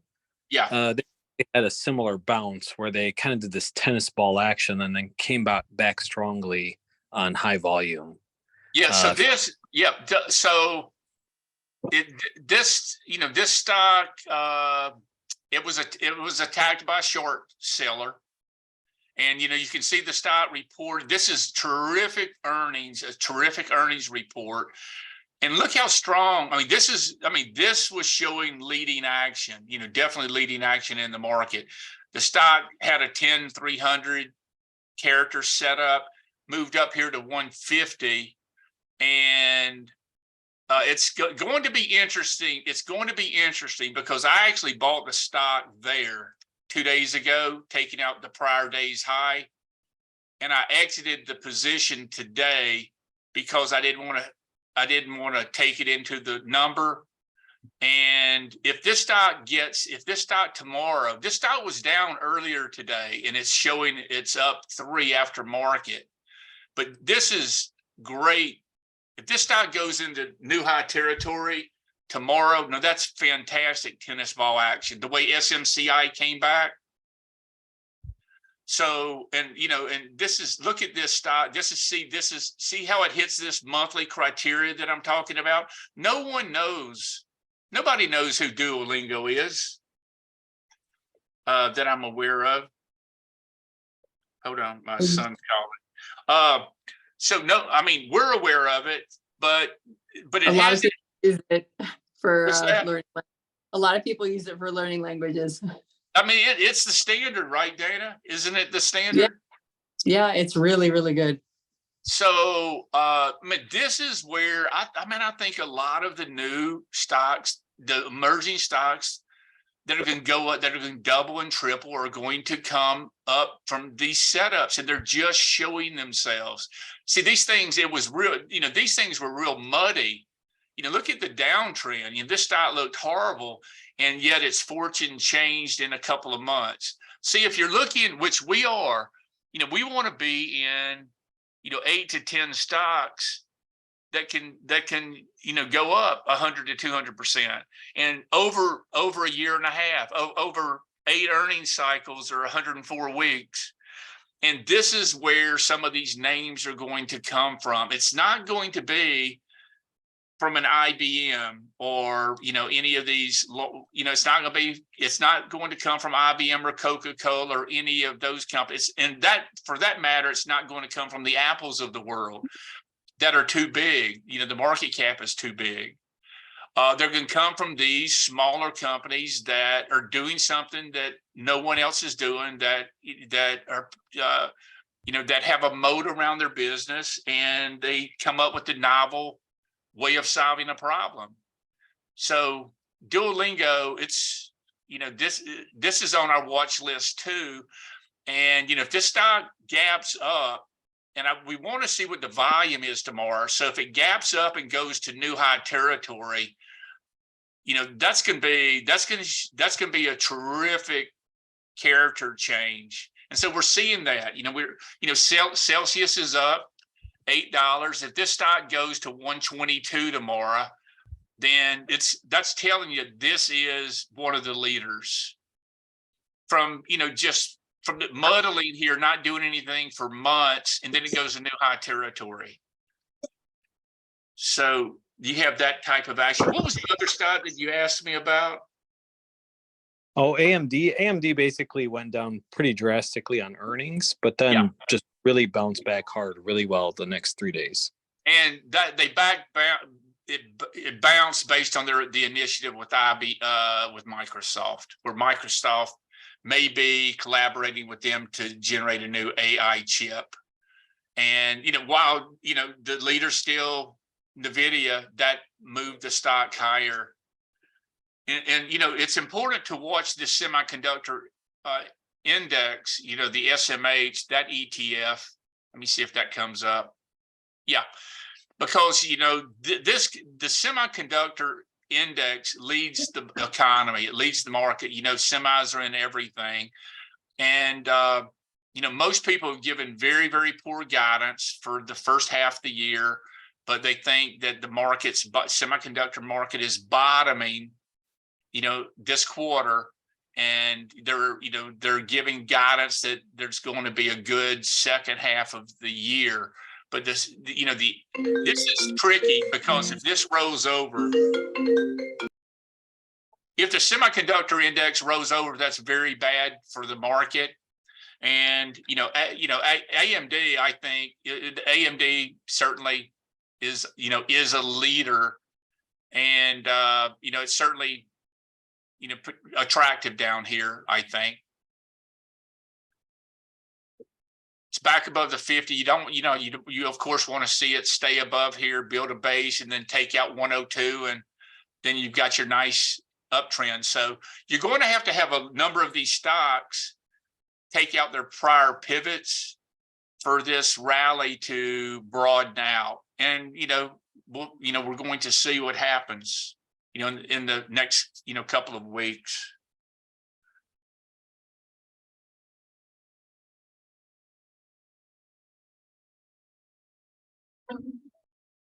Yeah, go ahead.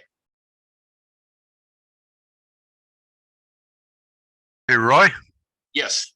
This is Mike. I'm Mike. bringing back an old friend of ours from a couple of years ago. Unity Software, symbol. Oh yeah, U. yeah. It looks like a head fake the last 3 days, and still earnings coming up. So I'm sitting on my hands. But is there anything you see there that looks promising? Not yet, but it's going to be predicated. But see, it's got that same type of pattern, that I've been mentioning, like all these IPOs that got hammered, Mike. Then, when these things, you're seeing a few of these turn, and this is a different setup than buying, Shockwave and Lantheus and these that are making 52-week highs. It's Right. a different type of base that's setting up here where you need to be more patient. But I'm seeing some constructive action there. But this company, the risk is, look at the position of the stock going into earnings, and the danger is if you ride those positions out, it turns into a Twilio. See, Twilio aftermarket down 15%. Wow. And so Twilio was a big winner from 457 down to now 50. So down $400, in the last 2 years. And, it just hasn't turned. The ones that I mentioned before, like Shopify, Right. see, it's turned. They've got momentum. So now it could, they could and should come in and back and fill a little bit, but they did turn on the earnings, and Twilio is down. It hasn't turned on the earnings, and Path is the same type of situation. Earnings are in 23 days, and UiPath is very similar. In that same group with Unity Software and the metaverse and so forth. But there's the danger. I personally wouldn't hold a stock that's that poor into the report.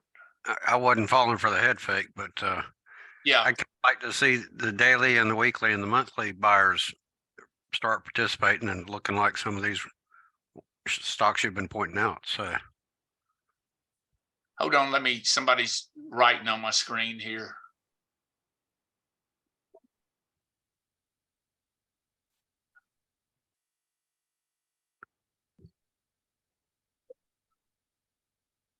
Okay, so. Okay, change my eraser. Yeah, but that's the danger, Michael, holding it into the water. absolutely. If the number's good, of course, if the number is good, then you can buy it right there, if you're happy with the number. It's amazing how the fortunes change so fast. It was looking beautiful a couple of years ago. Yeah. And that's just, it's reflective of the environment. Listen, none of us knew how the devastation of this bear market was going to how deep this bear market was going to be. But that's why we had many of these stocks that are down 90%. That were up multi-fold, and then so they're not going to bottom exactly at the same time, but all stocks don't necessarily bottom at the same time. But stocks that go from a stage 4 decline to a stage 2 uptrend, they all to do that, they go through those downturns and then go back to a stage 2. Guys, I'm having trouble with this pen that I've got, so hold on for me 1 second. Mouse. So the moral of the story is you can be wrong, but you don't want to stay wrong. Yeah. And actually that's one of my best friends shared that with me, many, many years ago. It's okay to be wrong. It's not okay to stay wrong.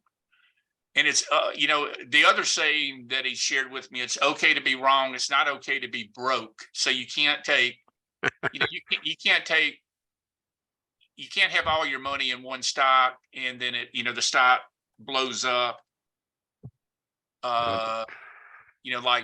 Like this impinged did. We got fortunate. We happened to sell this the day before the earnings and missed the drop. And we just didn't feel like carrying the position into the number in this case. And we, if you imagine having your whole account there and you're down 30%. But the market environment, guys, you still should be incremental. And we would like to have, and we'd like to have 10 to 20. I'd like to have 20% in every position and be on margin. But the environment's not that, it's not conducive to doing that. So think about, well, I'd like to get 10% and we'd like to get 10%. But for us in the market environment, a full position is 5%. So we're trying to get 5% and get a work into the position, get a 20% profit, move it up to 10%, and the market environment's cooperating, and then you just sit. So, once you can build these profits, you want to sit in them, not necessarily trade them. If you're looking for, if you're looking for the big moves, not not a few dollars, but like, yeah, not a few points, but 100 points, on a $200 stock. That's where the big money is made coming out of the bear market. And I'll just share with you one example that I had coming out of the bear market in 1990, and that's when we invaded Iraq. That was I remember shock and awe, and I owned for my clients, and I was in the business just a few years, but I was smart enough to identify the winners. But I didn't understand the market. But January, I think 17th, this was 1991. See if this goes.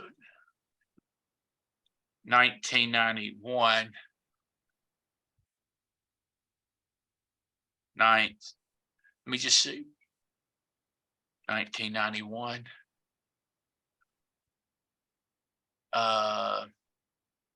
In January, yeah, right here.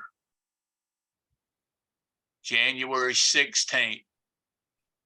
So we went through this brutal bear market, but guys, I mean, just look at this bear market. So this is a bear market and this was a 30% bear market in the indexes. And you can see that, Microsoft, this is when they were converting over from a DOS to Windows. And so they had this new, so, you were buying I remember having a compact computer and run by DOS, as everyone else did as well. And so I thought this was going to be great. This is a big market. It's going to be designed using Apple's protocol and so forth. And so I happened to own Microsoft. I happened to own Costco at that particular time. I think Amgen. But these were the stocks that were making new highs. See, the first stocks making new highs in the bear market. And I got this move here, and I thought I was so smart. I thought that, and so I had all my clients in, these stocks, and I ended up taking my 20%. And I don't think I ever got back in Microsoft for like 10 years. And so, and we all know what Microsoft did from 1990 to 2000. So, and this isn't going to be on a split adjusted basis. Let me see the monthly. Okay, so I bought Microsoft right here, right there. But I wasn't smart enough. I didn't know that the big money is made in the big moves when you can identify those market winners. And gee whiz, I mean, there it is. So Microsoft, Amgen, and my point being is that right now, as the markets, you're trying to identify these next new winning stocks that can turn into something powerful like this. And they're going to show up. It might be with, it's going to come from artificial intelligence. It's going to come from robotics. It's going to come from innovation. Remember, and so Shockwave's got an innovative product. Inspire Medical's got an innovative product. You've got innovation there. So you don't want the main money coming out of this bear market is to get equipped to find out who these are. And it can take you a few months. So don't think that you've missed it. Don't think, I mean, we're right at the beginning of this, and we're right at the beginning of the natural state of identifying these. And, so these were the stocks, 1991, January, 1991. Same kind of situation. And notice this one. This happened to be far into new high territory when the market had that follow through day, January 16th of 1991, up powerfully that day on tremendous volume. And you look at that relative strength line, it's amazing compared to the overall market. on Yep. those. Was that on Amgen? Yeah, relative strength line. With how much Yeah, it look at moved that. compared to the rest of the market. It was Yeah, way absolutely. more Yeah. powerful. Absolutely. And Amgen developed, they developed EPO, and that was the product that became the best-selling product in the world.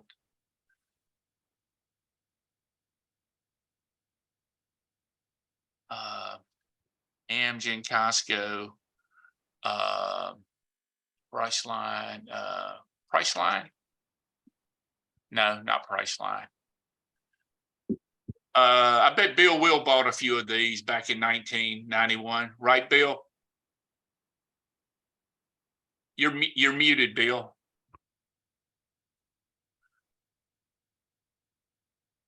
Still mute.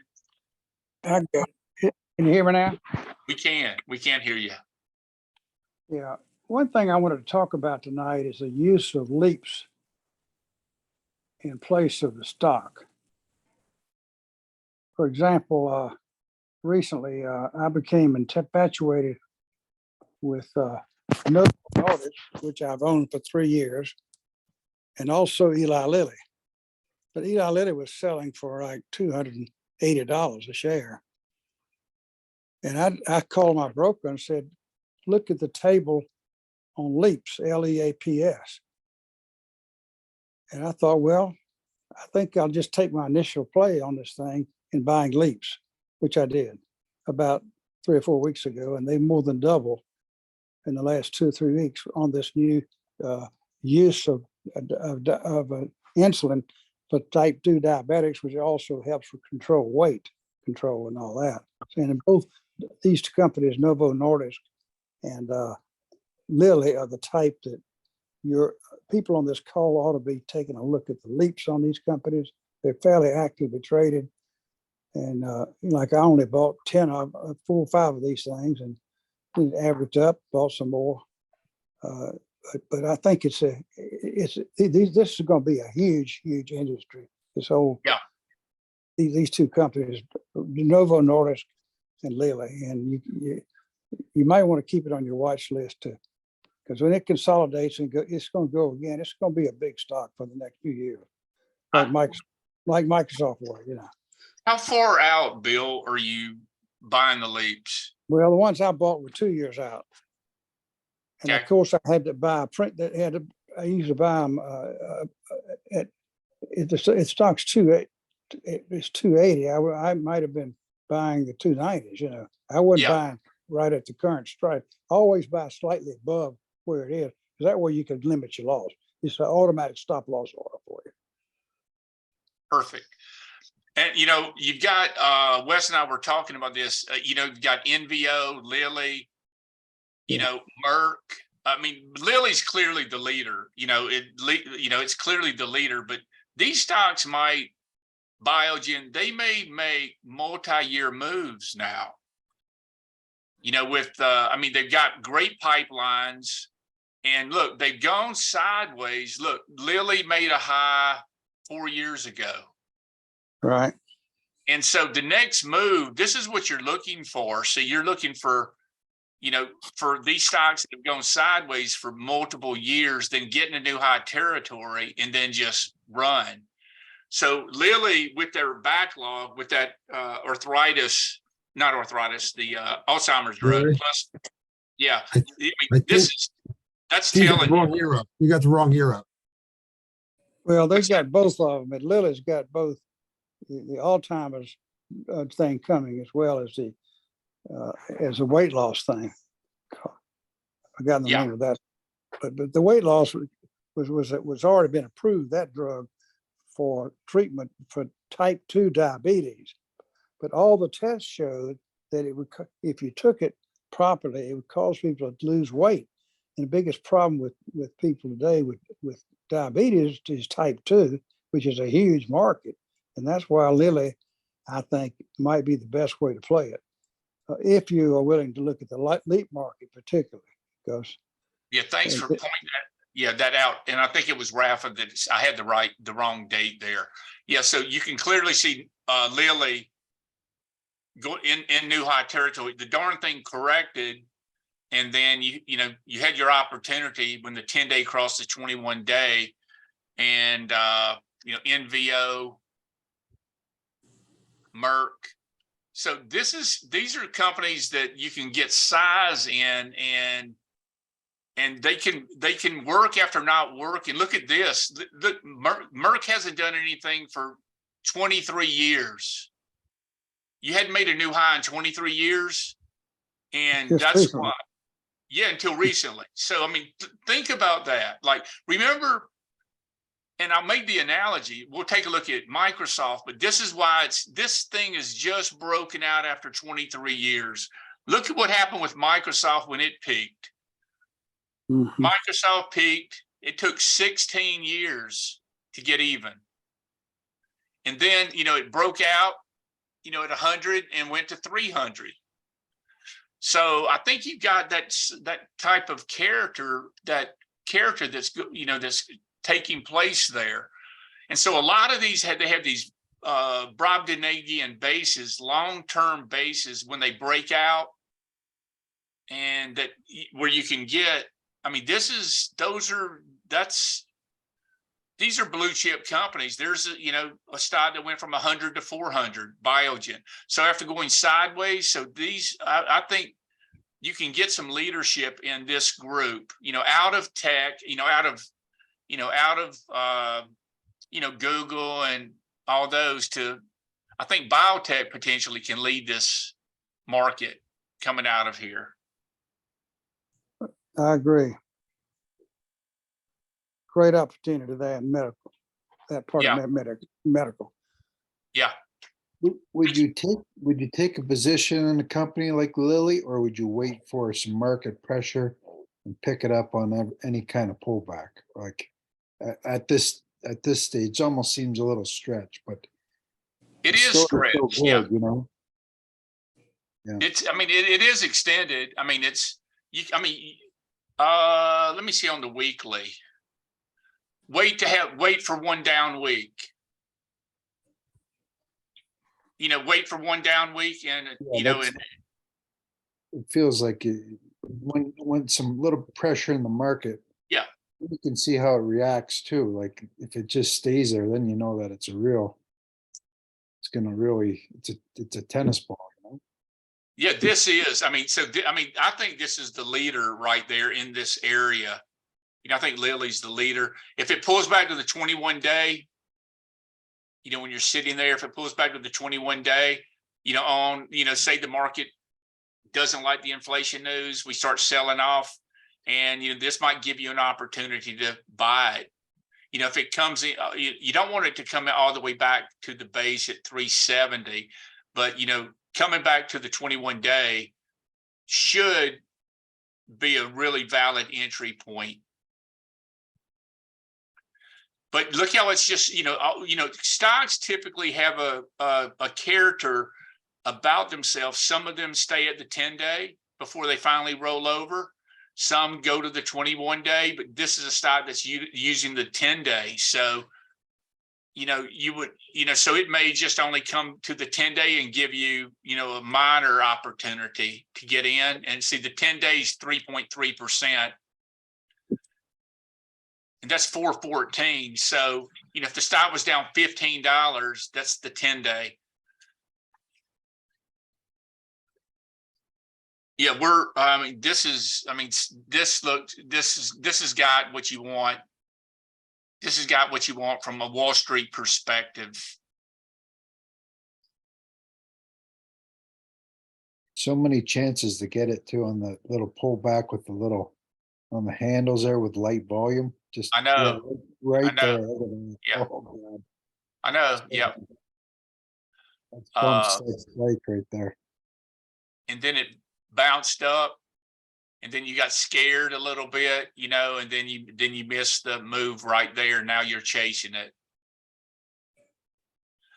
But definitely watch the stock for to see if it has a 1 week correction.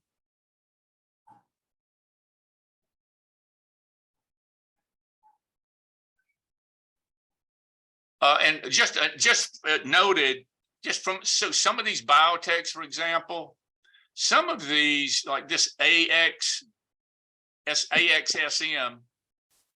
therapeutics, I noticed the volume yesterday. So I noticed the volume yesterday. The stock is right there, very close to breaking out. And, so you have a number of these stocks that are actually setting up that I don't know anything about, but that's institutional buying right there with the stock. You had 2 million shares that traded, 2.7 million shares that traded right there. So you have a few of these that I don't know anything about, but this is a leading group, the 15th rated group, and they're perking up. And I guarantee you, see, this is what's going to happen. You're going to see these stocks that take off, and while the FANG stocks become dormant because they bounced off the bottom. LEGN, Legend Biotech. See, look at this. Look at the unusual. See the volume, the breakout. Mm-hmm. And let me pull, and look at the stock. See, it's in 52-week high territory. See, this is, people aren't following this stock, and in the stocks, something's going on. Look how tight it's getting on the weekly. That looks good. It makes sense what you say for biotech to be the possible new leaders into the new bull market. With the population getting older, Yes. I mean, there's a lot of catalysts coming our way. On a social level, And look, you've got, these companies, these are rather small, but this is if you're just a technical trader, this is what hit my screen right there. And you can see the follow through, the pullback just to the 10-day. If, this is a, stock 45 to 70, this stock, you've got A+ mutual funds in the, you've got A+ funds that own this stock. So you don't have to know exactly what this company does. Fidelity's got some of the best research in the world, and I guarantee you their analysts are all over the stock, and so they're continuing to raise their position in it, and that's what you want. Rather, only 492 mutual funds, but you got some of the best ones in there. And this is a great setup. And this would be, let it get tight here, but this would be sort of one of those pullback buys. And your entry would have been right there. See where it came in back to the 10. You had an inside day, then it took out the prior day high. That's how you would describe a pullback buy that takes out the prior, it comes in, and then turns back up and takes out the prior day high. That's, by definition, that's what that is.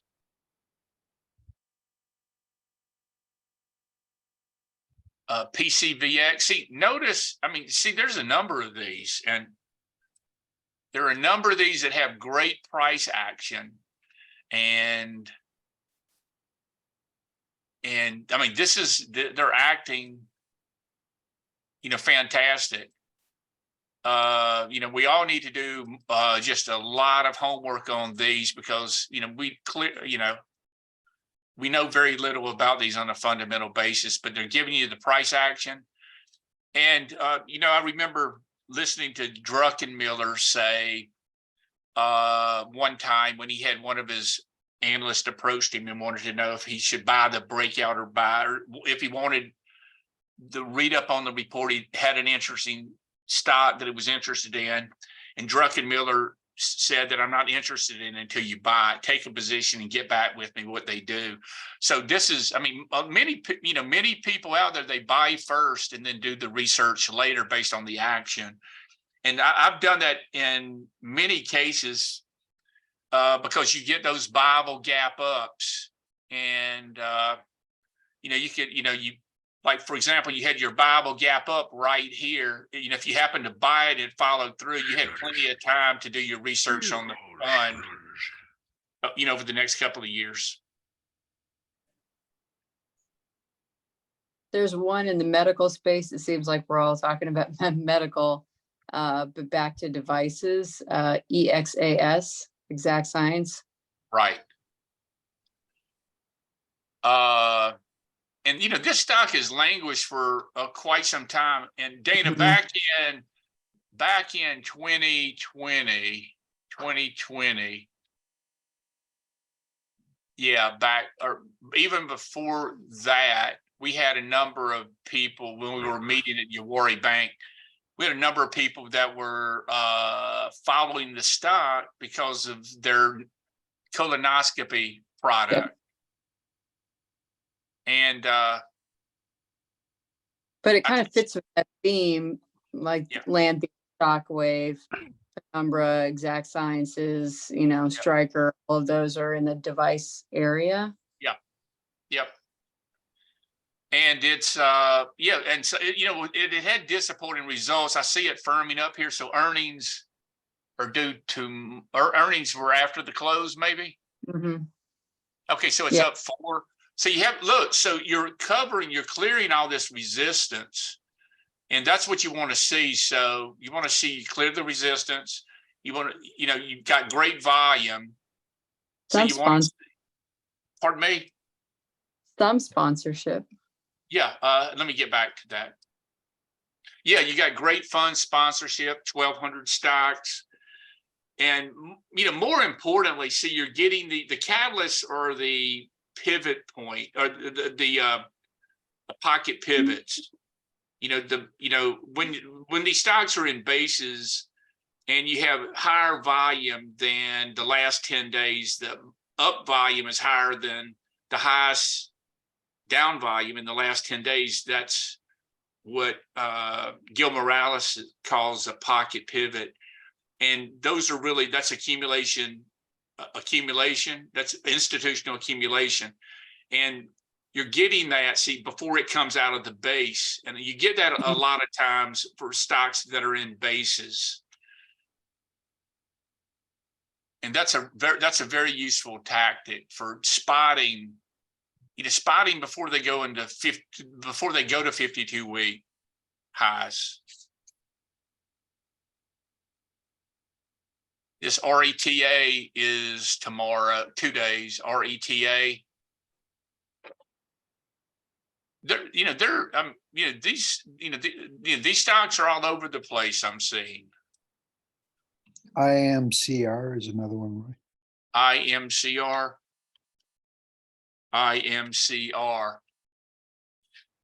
Yeah, I mean, this is, you know, pretty constructive, you know, a 93 relative strength. Earnings are tomorrow. Yeah. What's it look like on the weekly? See, this looks very, you know, this looks very constructive.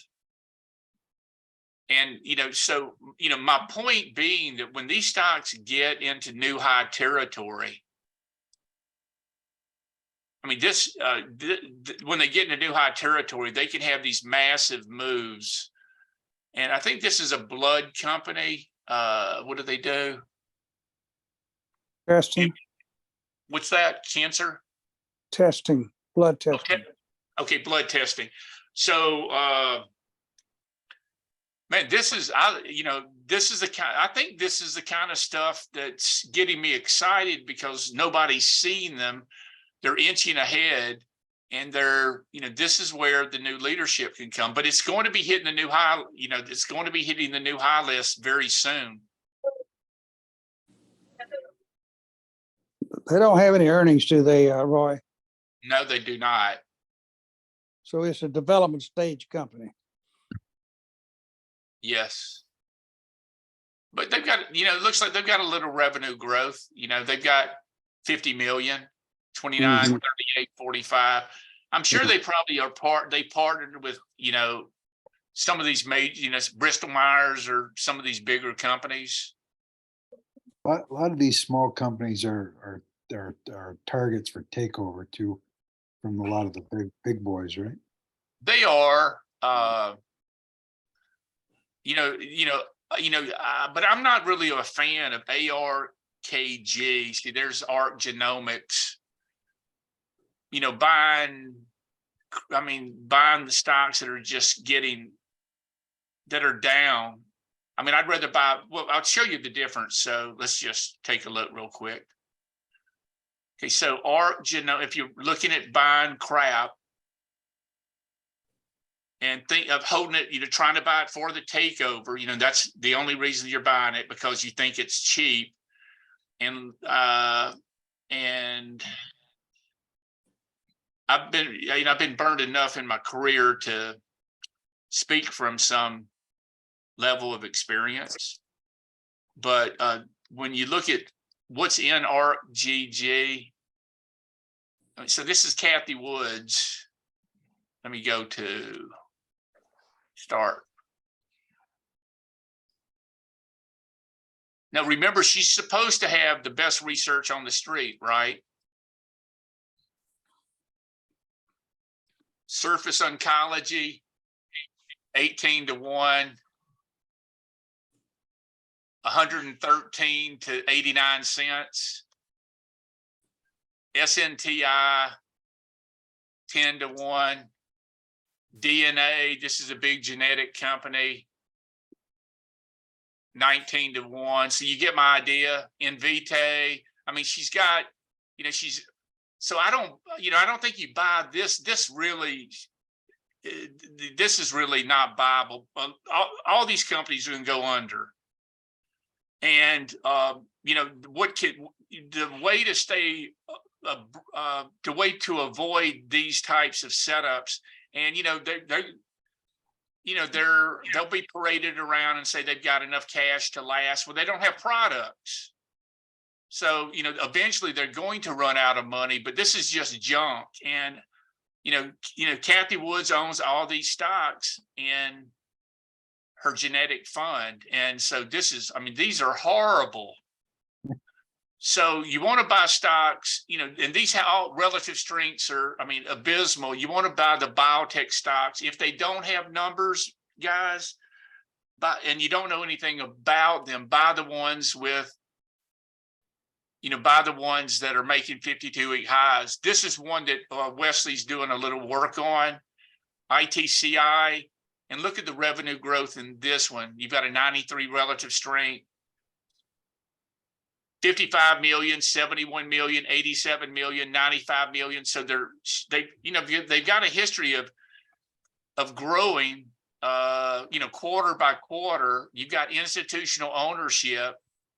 And there's the weekly. See, this is the stuff you should be paying attention to. See, this is the framework that you're looking for stocks that double. For this stock to go from 60 to 120, it's got to go to 65 first. And so look at all this institutional due diligence, and now it's finally something's going on there now. So you're starting to see some institutional. You first had this institutional big buying right there, followed by right here, right there. So something's going on with this one. So keep your eyes peeled. Do some work on this one as well in the group.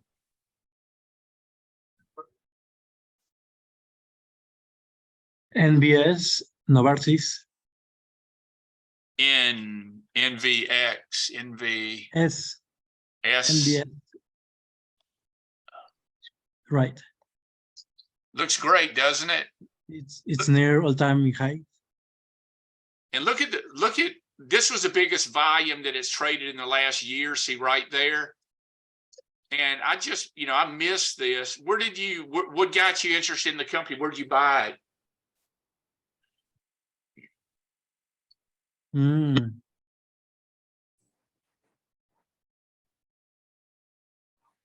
What was your signal to get into the position? No, I just watch it's near all-time highs. Check yes. It's a couple dollars of the maybe double top. I mean, this looks fantastic. I'm getting more and more excited about in the biotech area when you look at the action. It's got to come from somewhere, guys. The leadership's got to come from somewhere. XBI is a good indicator as well. It seems to be shaping up as well. Yeah, I this mean, is it's yeah, this perking is up anyway. yeah, it's perking up. And we had talked about this. I mean, this is, I mean, you got a nice, you know, when it bottom, you've got higher lows. You know, you've got this, you know, these are in uptrends now. You can make a lot more money in these, the ones that are making new highs, than, you know, guessing. You might sit there forever with these that have poor relative strength that aren't doing anything, and you just get, you know, too impatient. But there was your catalyst, whatever happened on volume, the breakout that day. So when this market, you know, when this market improves, you're going to see more and more of this type of action where the stocks break out and then they just continue to go up, and they don't come in. And I mean, this never even came into the 10-day. It was so strong. Oh, I know. No, let me see. What's the volume? No, I thought that maybe volume was one reason I didn't buy the stock. It was, you know, it was pretty whippy, and then boom, there's something changed right there.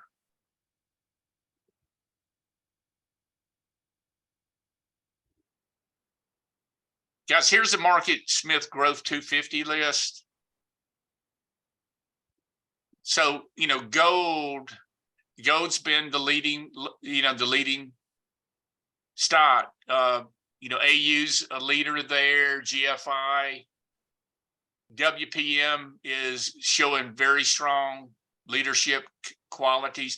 But you know, you don't want to buy. I don't think you want to buy like 10 of these. I mean, you could buy GLD, you know, the ETF. You could buy the minor GDX and buy WPM, you know, something like that. So mining's number one. Here are the home builders. See, the home builders, they've got a solid place in the fourth group. See, when the new market uptrend becomes more dynamic, these are going to power ahead and stay there for a long period of time. And these, you know, all these home builders are making money. So they're making money. They do have cheap PEs. So maybe, you know, I think they warrant a look for sure. There's Lantheus Holdings. There's Dexcom. There's INSP, Inspire Medical. There's Insulet. So this Churchill Downs is profitable. There's that Las Vegas Sands. So, you know, so so a number of these stocks that we have, they're in the top groups. They just need to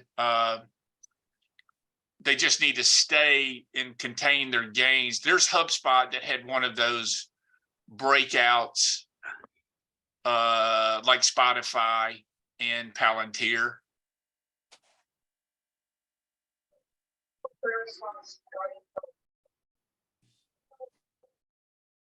So the medical group, Biogen. So this TGTX never came in. There's this ITCI this is in the, you know, so we're getting these from the Market Smith Growth 250 list. That's where we're screening them from, PTCT. So this shows you how important it is to try to, this is where you get your leaders from, you know, screens like this. Wingstop should be here. There's Elf Beauty. That was one of the big winners. And we certainly missed Elf Beauty, but take a look at this. When you hear me really almost from a religious standpoint, talk about when companies beat their number and guide up. And that's what propels these stocks higher. And starting with this alpha, look at where the stock, look at how the stock moved. Here's the first earnings beat right there. There's the next earnings beat. Here's the next earnings beat on the breakout. Next earnings beat. Here's the next earnings beat. And then we've got the next earnings beat. Stocks like this that have these, I mean, this is, you just, we missed this stock, but there's the earnings that profile the trajectory of the upcoming move. Now the stock's exhibiting topping patterns as you see the stocks come in for 3 straight weeks. It's coming into the 10-week, but that's not a good sign after a stock has had a major move. This is a stock that looks like if it comes out with a good earnings report, they're going to sell into the earnings report if it doesn't gap down. Because it's just run out of gas. It's, that's had the move. Look how long this took. You see, it took you moved. This stock went from 20 to 100, but it took you a year. So these stocks, they typically don't go up.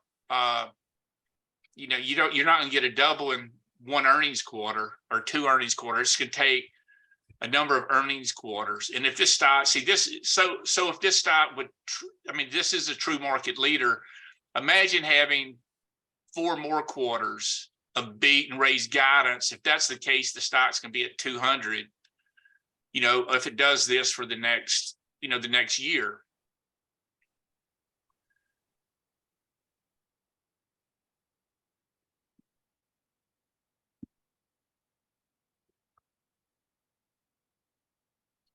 I guarantee you we're going to get some of these.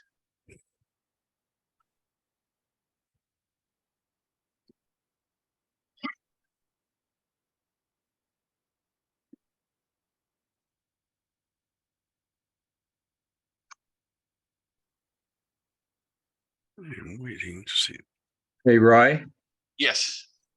I think it was on CNBC. They're saying that the AI stocks will be the next 10 baggers and they will be the next biotech opportunity, if you will. Yeah, we've only lightly touched on AI stocks tonight. Yeah. Can you Gary, expand on? Do you have any AI stocks that you're particularly watching? No, but I'm going to. I have NVIDIA, but NVIDIA is not really a true AI stock. I mean, it participates, but it's not the software that, the computer language that predicts everything. Yeah, Microsoft's right in the middle of this. And, we thought that, the networks are getting smarter. We own this ANET and we got blasted on this ANET on the earnings report. And ANET's 2 biggest clients are Meta and Microsoft, and they're building out faster, more intuitive artificial intelligence networks. Stocks, this was one of the leading stocks in that area. And they really didn't have a bad quarter, but expectations were so high that the stock got pummeled. And this happened to be one that we actually carried. I think we had a 2.5% position, 2% position going into the number. We thought it'd be great because of Microsoft's and Meta's view, and it didn't work out. So they certainly, this is what I mentioned about the minefields and so forth. But they're going to have, Gary, a number of these AI stocks that come public. So you have AI stocks that are out there that are private. And, we just had our first IPO in a year and a half, KNVU.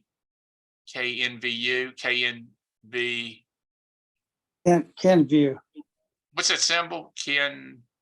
Kenview. It's a spinoff J&J.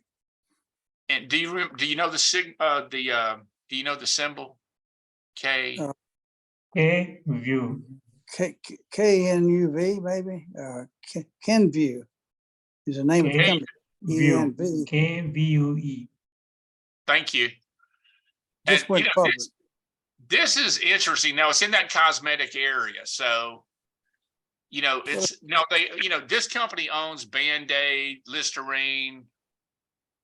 Who are their other products? They've got some, solid brands. It's They were defensive.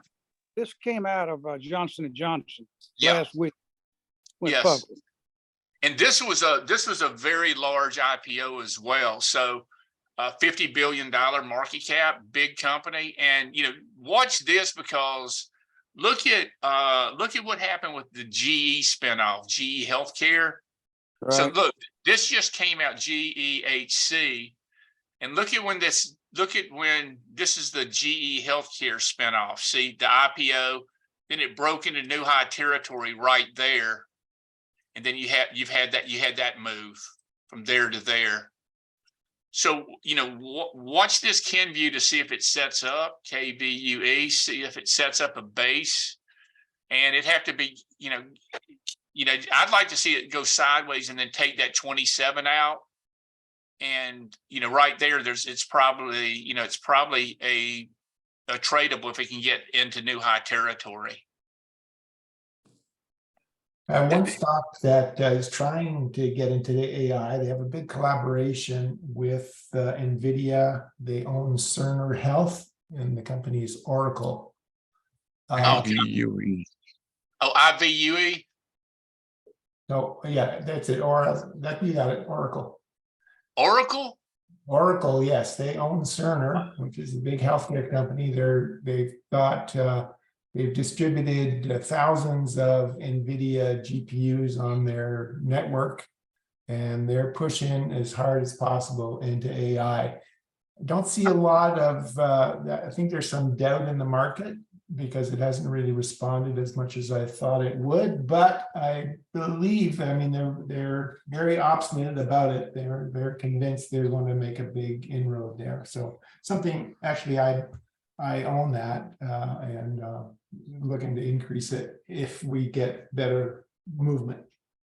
Man, it's certainly, I was wondering, I knew that it was hitting some of my screens. I was wondering why the stock was doing so well, in terms of coming back. So they have no top line growth at Yeah. Oracle. Yeah. So it doesn't qualify for what we're looking for. What AI company has top line growth? Yeah. Right? A lot of it is a startup. This is very new, and so you wouldn't expect that. Yep. Well, does Oracle have something new and different that's going to dramatically change the company? Yeah, they have the data and they have the clients. So artificial intelligence, okay.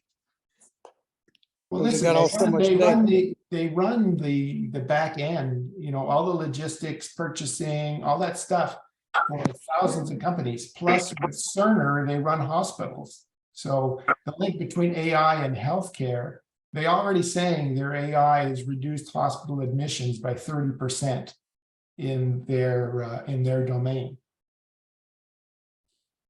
It's been, it reminds me a lot of CRM. It's been one of these steady growers that's dominant in what they do. But, these companies, a lot of these companies are so big, that they're going to have difficulty, doubling or tripling in price. But, who knows that, they don't all do that. But, if you get a stock that you can make 20% a year for the next 5 years, that's pretty strong as well. But, O'Neill says you want to be buying stocks that are showing quarterly earnings momentum. Yeah. Generally 15 to 20% or higher per quarter over the previous year. So you got to, I think in this timing on the market now, that's where you want to make sure the numbers are backing up the charts. It's not just a chart. Yeah. Yeah, but you can go out on a limb a little bit. If you've got a good story, we all do that, right? We do take chances, and I'm just saying this is one to watch. Yeah, of course. And anything can work. I mean, any style works, but I found that, my biggest years and the consistency that I've had over the last 3 decades is because I bought the stocks that had earnings growth or strong revenue growth. And that's why I wouldn't buy Google. Look at Google with the last 4 quarters, you've had negative earnings growth. And you do get in periods of times where these stocks go up for one reason or another. But, that's why, that's why I haven't traded these stocks off the bottom, because I wasn't, the top line growth, 4% this year, 15% next year, 4% this year doesn't do it for, what I'm looking for. I'm looking for the triple digit revenue and earnings growth. But yet, money, institutions have to put money somewhere, and they have put their money in these big cap FANG stocks with no growth. Look at look at the last 4 quarters. How about Amazon? Same way. Yeah. So, so Amazon, you've had these negative quarters as well. You've had the last quarter was good, looks like, but I mean, this is really not explosive. They're so big that it's not explosive revenue growth. The big winning stocks, they're going to have huge revenue growth, and most of the time huge earnings growth. And these stocks are so big that it's going to be very difficult for an Amazon to double from here. We made the case before that these stocks may go sideways. We may have just experienced a Microsoft in 2000, and they go sideways for a long period of time before they really accelerate again. Amazon and Google are considered AI stocks. They are. And I think that's, all these big companies are in AI. So, if you want to use AI, use that as an illustration. They're all using artificial intelligence. So, but that's sort of, they're, every company out there, they're throwing that AI into their earnings call, There's a stock ticker AI. Yeah. That one's been crazy volatile. Yeah. Sketchy. And this is a very controversial stock as well. So this is run by Tom Siebel, and it's, this had a major short report against it. These are the kinds of patterns you just want to totally avoid. Now below, all the averages, and they're not making any money. But it got all hyped up on the AI,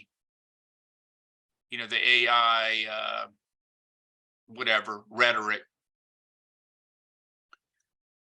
Hey, Roy, it's Bill checking in on Palantir. Yeah. We traded this one some time ago.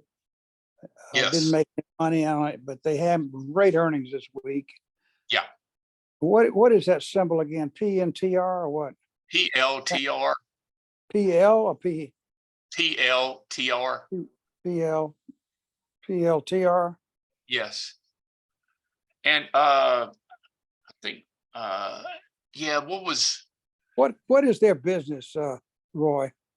Mostly for the US government, and they're in the NSA and the CIA are their biggest clients. And they've so that's their biggest clients, and they have literally an arsenal of technology software that they sell to the US government. Everything that you see on TV, on a Jason Bourne movie or something like that in the CIA operational center, they're using Palantir technologies. They've got technologies, for example,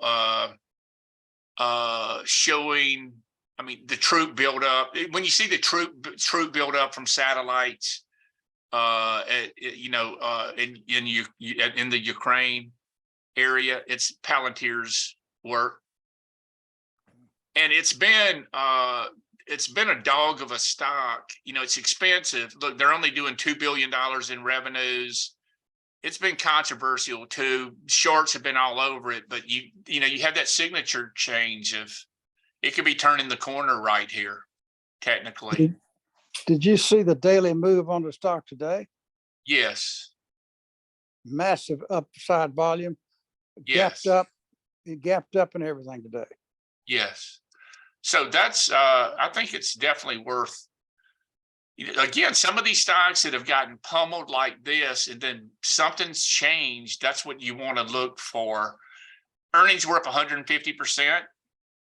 Revenues up 18, and it's been beaten all over the place. You don't have any A+ funds in it, but Massive overhead supply too. yeah, it is. It's one of these unique situations, but when you look at the IPO on the monthly, that's why you're going to find potentially some of these that work. I mean, DigitalOcean, I mean, I'm just seeing more and more of these. Another bottom fisher actually, Roy, would be APP. If you look at the fundamentals on it, Yeah. projected fundamentals, it's pretty impressive. But it's really kind of a bottom fisher, but It's the same type of look at this, the same type of, yeah, it's bad. but this is where, I mean, some of these stocks, they're worth looking at Yeah. because, it's, if they get, let me see, are they making money? Yes, Yeah, they're you making mentioned money. those fundamentals too, and it's like DigitalOcean where you see they're doing. It looks like they're going to do a lot of earnings. Right. The next 2 years, and it's cheap, right? Like Yes. considering $2 a share. You would now look at that future PE ratio. Like that's insane right now for a software company. That's incredible. So when things look at the worst and you wonder where the leadership is going to come from, this is what we're studying every angle here to try to find these. And so there's going to be some of these that proliferate, I believe. Spotify, I think, has got 533 million users. They're not profitable. They will be. But see, the same kind of.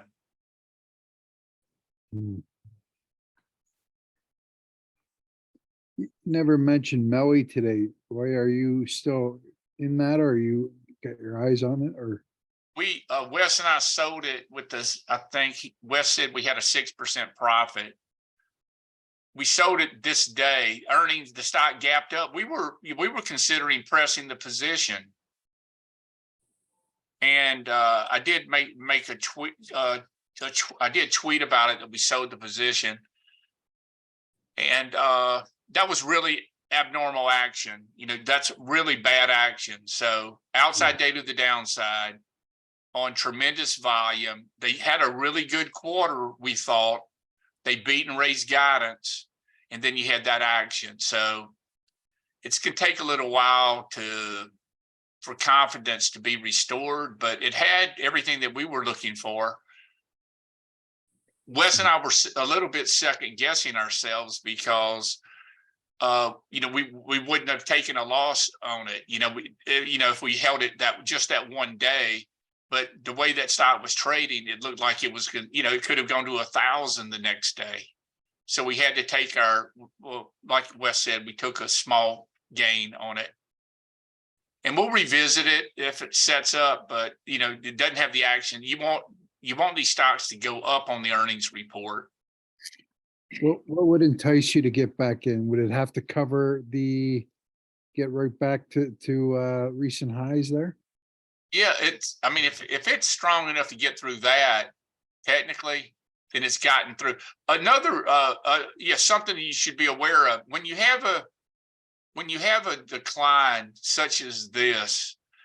If this thing gets by, it could be just a shakeout. You look at this, sometimes you have shakeouts and then the stock moves powers ahead. I would think if this stock gets to 1338, then, game on again. It's shook off whatever happened, whoever wanted to get out this day, and it shook them out. And now you're really, the move's going to work. So, it had, a good earnings response last time. We thought it'd have a good earnings response this time, and we thought we would be doubling up on it and taking it to a 5%. Oh, we had a 5% position in it actually. So, if it takes out 1338, something's going on there. I love the mutual fund interest that's in the position. So, but that action was really, see where it gapped up. We almost got suckered in, but we waited for the first 30 minutes. And, we're, gapped up. That's why you want to see what happens with Duolingo tomorrow and see what happens with Celgene to make sure you don't get sucked in. But, if it has, Schwab looked like it was going to do that this morning, actually. It absolutely. And because, and we didn't press, we own SWAV. We didn't press it because, this is the way you want to see it act. See, this is that SMCI, see where you had the Bible gap up right there.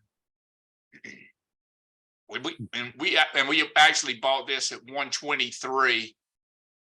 We bought it right there.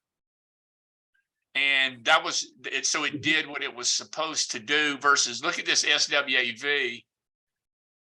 Look at this today. Look at that action. Right. See, clearly they gapped it up, took it all the way down. Like they gapped it up. Somebody paid 292 and then they took it all the way down. Imagine having to buy a stop at the market. You got filled at 292. 5 minutes later, it's 271. And then you spend all this time working back. So that's very volatile action. But, we plan on, Look, it is a good rule of thumb, to wait for those 30 minutes. And if you go back to SMCI, we did actually wait that full 30 because it wasn't quite the second bar. It was that fourth bar in that 10-minute chart that we, you can keep that up. That's fine. Now, But- would the low of the day been your stop for that day, that entry? If it took out that low of that day? Yeah, probably. Yeah. Because it would have been, it never approached that once we bought it, but we would have, if we bought it right there, we would have, we would have used an 8% stop or something like that. So taking out the low 115, we got in at 123. We would have been out. So you want to see, this is what you want to see with Celgene tomorrow. There's that Lantheus that had similar type action, but it followed through, and then the pullback here, now it turned up. But they can get quite, as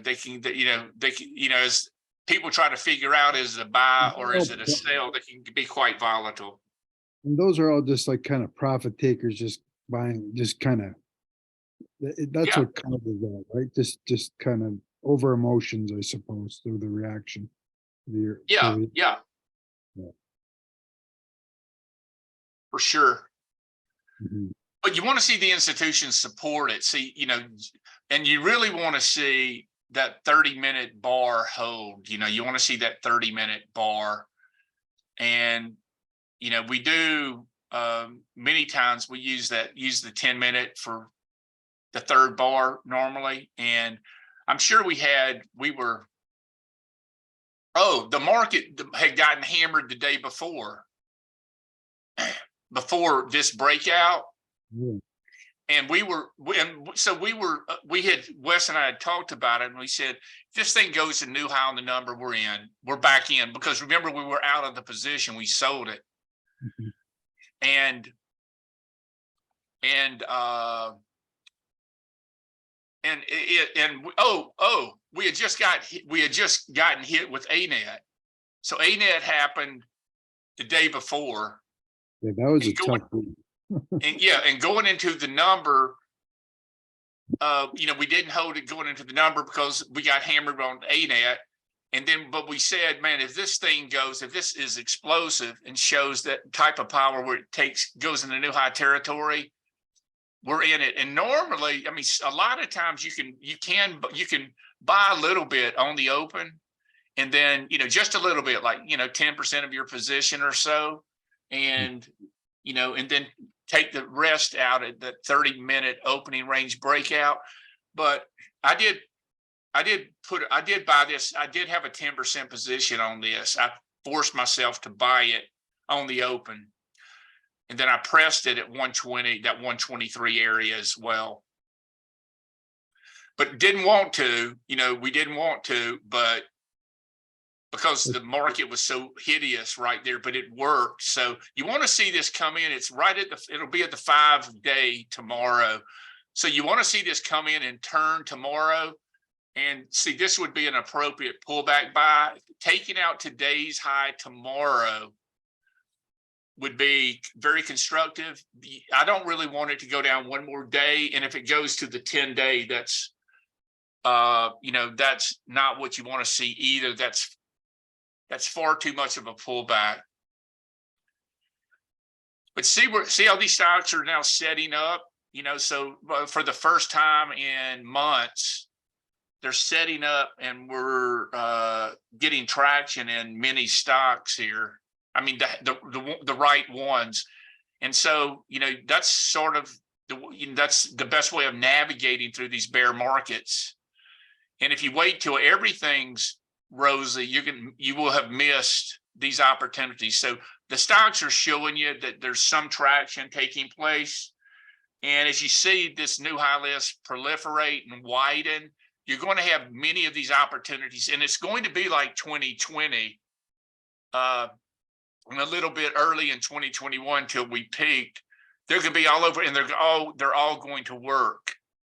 So this is really the time. It's a time where there's, of course, still a lot of uncertainty, but you've got to let the stocks pull you in if you identify them correctly. And it's going to be a catalyst like an earnings report that shows you the way. So imagine if this Duolingo goes to 145 tomorrow, and Celsius, see, that's can give you more stocks that are doing exactly what you should be doing right at the beginning of the widening out, because the advanced decline line's at a 52-week low, and the new lows have been the new highs have been obscured by the new lows. See how this is changing? This is changing like right now. So it's time to, watch this stuff carefully, because I think when it turns, and I know what it's like coming out of 2009 and the year that you can have, and in 2003, the year that you can have after this brutal bear market. That CPI report could be rocket fuel too. It could be. And, if the market, again, it's how the market responds. I don't think there's going to be a big, there's going to be a big miss one way or another. But if the market responds, it's how the market responds. Yeah. And if in institutions, if the market starts going up, they're going to be forced to put money to work. So we have, we've covered a number of ideas tonight that might make sense. Oh, by the way, this Airbnb reported after the market, disappointing. And we've been following this. We didn't buy it, but we thought this stock was setting up like some of the other stocks. And we really thought this stock would be higher because they gave a great report last quarter, and it's been building this base, and they're profitable. and the stock showed good action going into the number. We would have thought this stock would have gapped like last time and gone to new highs, but it's showing down $15, down 12% after market. And this is one that you can see where, you know, if you went through that pivot, we were planning on buying it. And so it's going to open at the 200 days. So that might, you know, it's got that signature, see, that we're looking at. If it opens right here, this is going to be interesting to see if if institutions come in and support this stock. I think that they're going to support it from a price perspective, and that 200-day is at 110. So it's right there. See, it's 112. I mean, there's going to be some support at 110. And if you've got a long-term perspective and so forth, that might provide you an opportunity if that's your style. But of course, we don't really like to buy stocks that are down on the number. But it could have a strong close by the end of the day, and institutions used it as an opportunity. It bears watching because it's a big company. Earnings can be up 55% this year, 16% next year. They're dominant at what they do, and despite their competition, but bookings were off. They missed in the bookings area.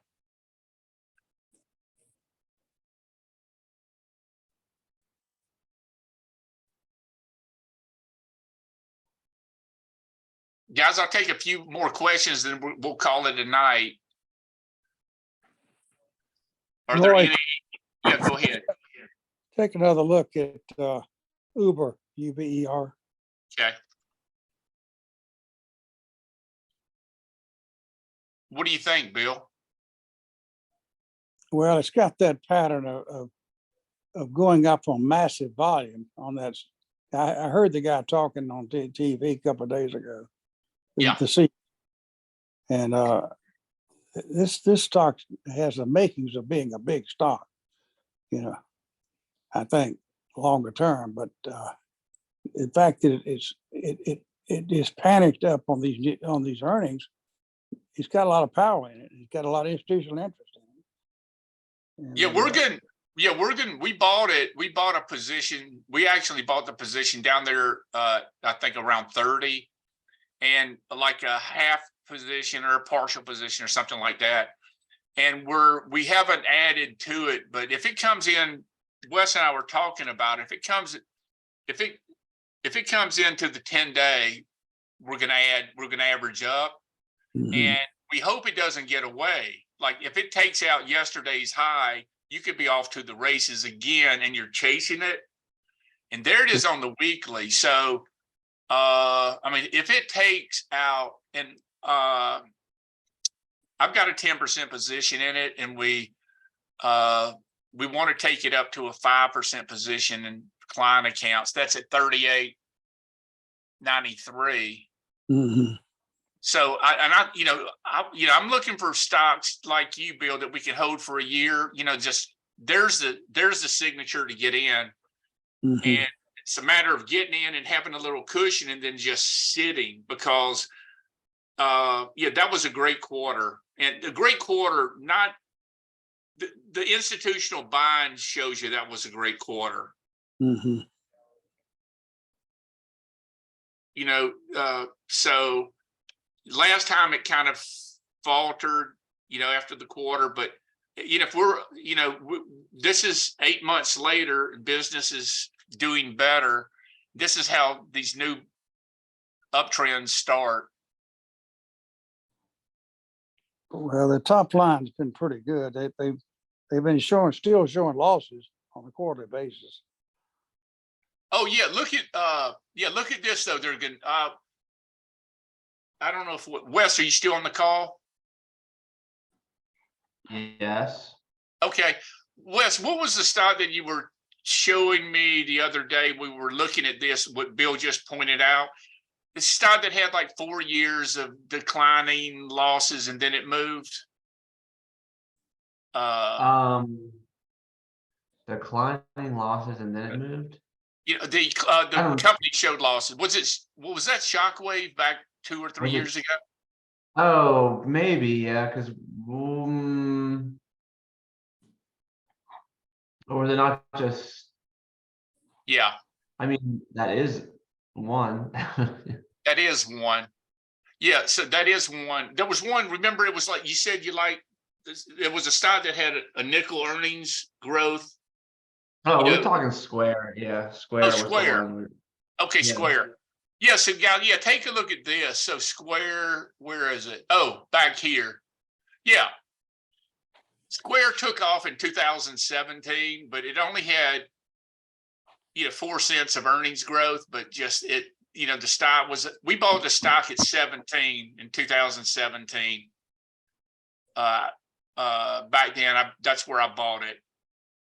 And then you had very small earnings growth, but then the stock just continued to go higher, and the stock continued to go higher. And I think it came up partly because of Palantir and how, Palantir maybe is in that same stage where they're sitting at 6 cents of earnings, and that it could be a similar type of profile. Yeah, there you go. That's the point. Yeah, from 6, just imagine if this just continues to ramp the way Square did. So, and you don't know if that's going to happen, but Square actually did that. So, I think there was aftermarket action on PayPal. PayPal today was down 10. See, that's the risk of buying these things early that are in these stage 4 declines. So it's down. So, the stock's gotten hammered from 310 to $70, $80. Then it's down another 13% on the earnings report. Twilio, same thing. Twilio down $8 after market, down 15%. And Mike, that's why you've got to be careful with that Unity software. See, it's the same type of pattern. Oh yeah. And they report tomorrow at some point. Hey, Roy, restaurant stocks have been doing great lately. Could you have a look at QSR? Yeah. So they own Burger King King. and the steak company and who's that? Tim Hortons. So they are, so this has really got it's a defensive, it's a defensive group, and you've got QSR, Wingstop, and Texas Roadhouse that are sort of the leaders, although Chipotle's, in that group too. So it's a defensive stock, and it looks, it looks good.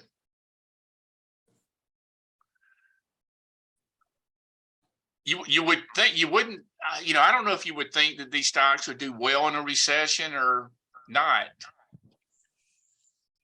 But they all the trouble with Tyson, they're saying meat prices are falling everywhere. So I figure. Oh, really? Yeah. Okay. So I think their input costs are going down. So this is the group's good. It's in the 10th group. There's Chipotle's results. Wingstop, it's kind of interesting. This Wingstop, if it'll come in and then turn from here. Earnings are out of the way. They've got 2,000. They've got 2,000 restaurants looking to go to 5,000. So it had a great report on the number and they sold into it. There was a downgrade the next day. And, the other one in the group that you should be looking at is Texas Roadhouse. Texas Roadhouse. Oh, there it is. And so, they had a good earnings report too. Well, the estimates on Wingstop, 214 this year and 245 a share next year.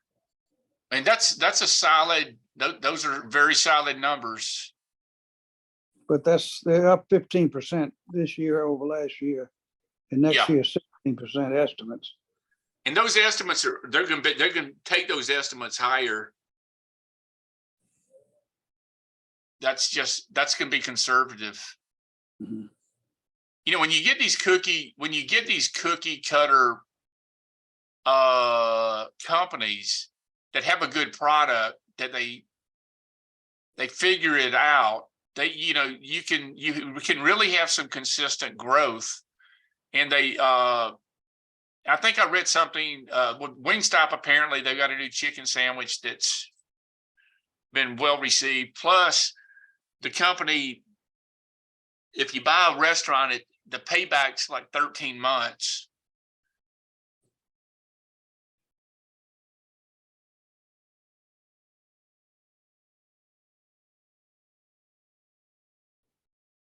Ollie's Bargain Shop is a stock that's acting quite well. Who is Oh, that? O double L-I. Oh, Ollie. Yeah, Ollie. Chart looks good. I got a small. Does. Yeah. And I think they're having a resurgence, I think. You know, this was one of David Ryan's big winners, a few years ago. Mhm. And he talked about this a lot. And there's a stock made a new IPO high and then move forward. See, we're going to get there's going to be a lot of IPOs that are going to hit the market, and then it's going to take a month or two, but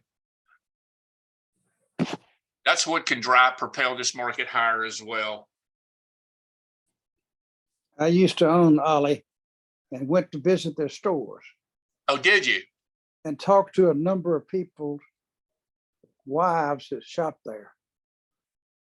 It's a hell of a good story in terms of the way they operate the stores.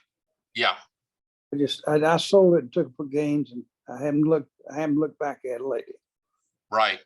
This is Ollie's Bargain Outlet there. Yes. They've got stores out around Charlotte too. Roy, I don't know if you look at international markets, but Mexico is doing great.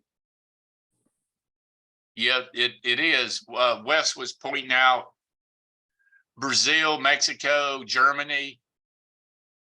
Europe is really doing a lot better than the U.S.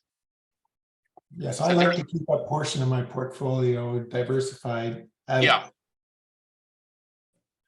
And even within Mexico, you have FMX, CX, the CEMEX CX is great.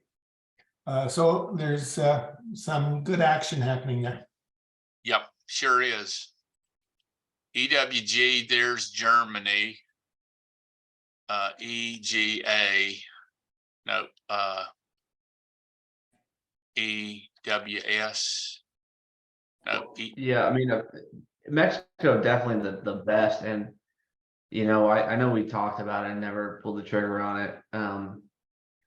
But EW EWG, EPOL, those big ones it's weird because we don't have our finger on the pulse as much, right, in Europe, but these things are up like 50 or 60% off their bear market bottom, and we're just what, 20% maybe in the Qs.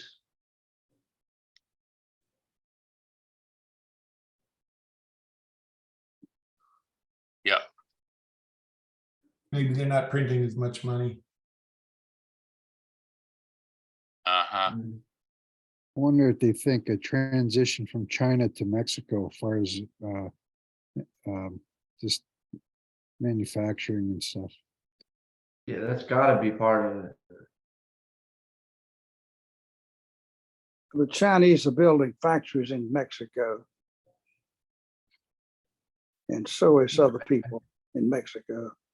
So they're going to have a lot of construction down there, cement particularly. India might be one to look at as well. India, yeah.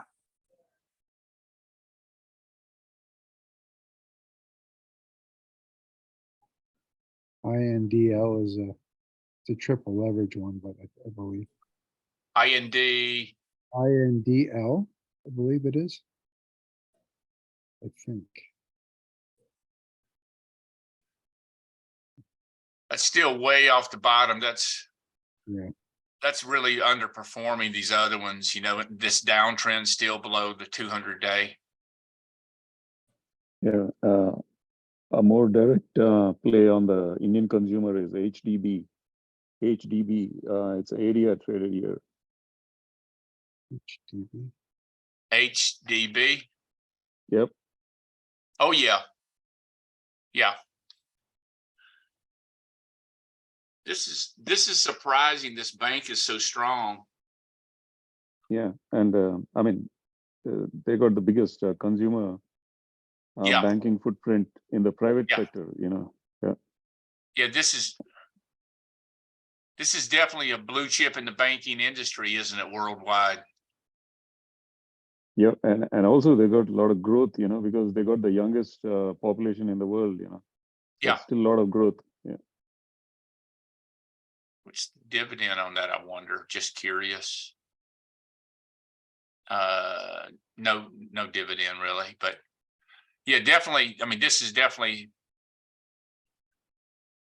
has Yeah. got leadership characteristics in the banking area. Guys, I think that's it for me. I think I'm about talked out. So again, thank you for attending tonight. You keep your eyes peeled.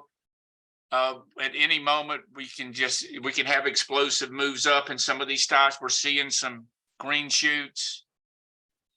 Watch your new high list. Watch the stocks that move up on volume. You know, watch the stocks that have great earnings reports that have a great response to the earnings report. And they're going, and hopefully we discussed 10 or 15 of these tonight. Good show tonight, Roy. Thank you. Thank you guys. Have a good night. All right. Have a good night. Thanks.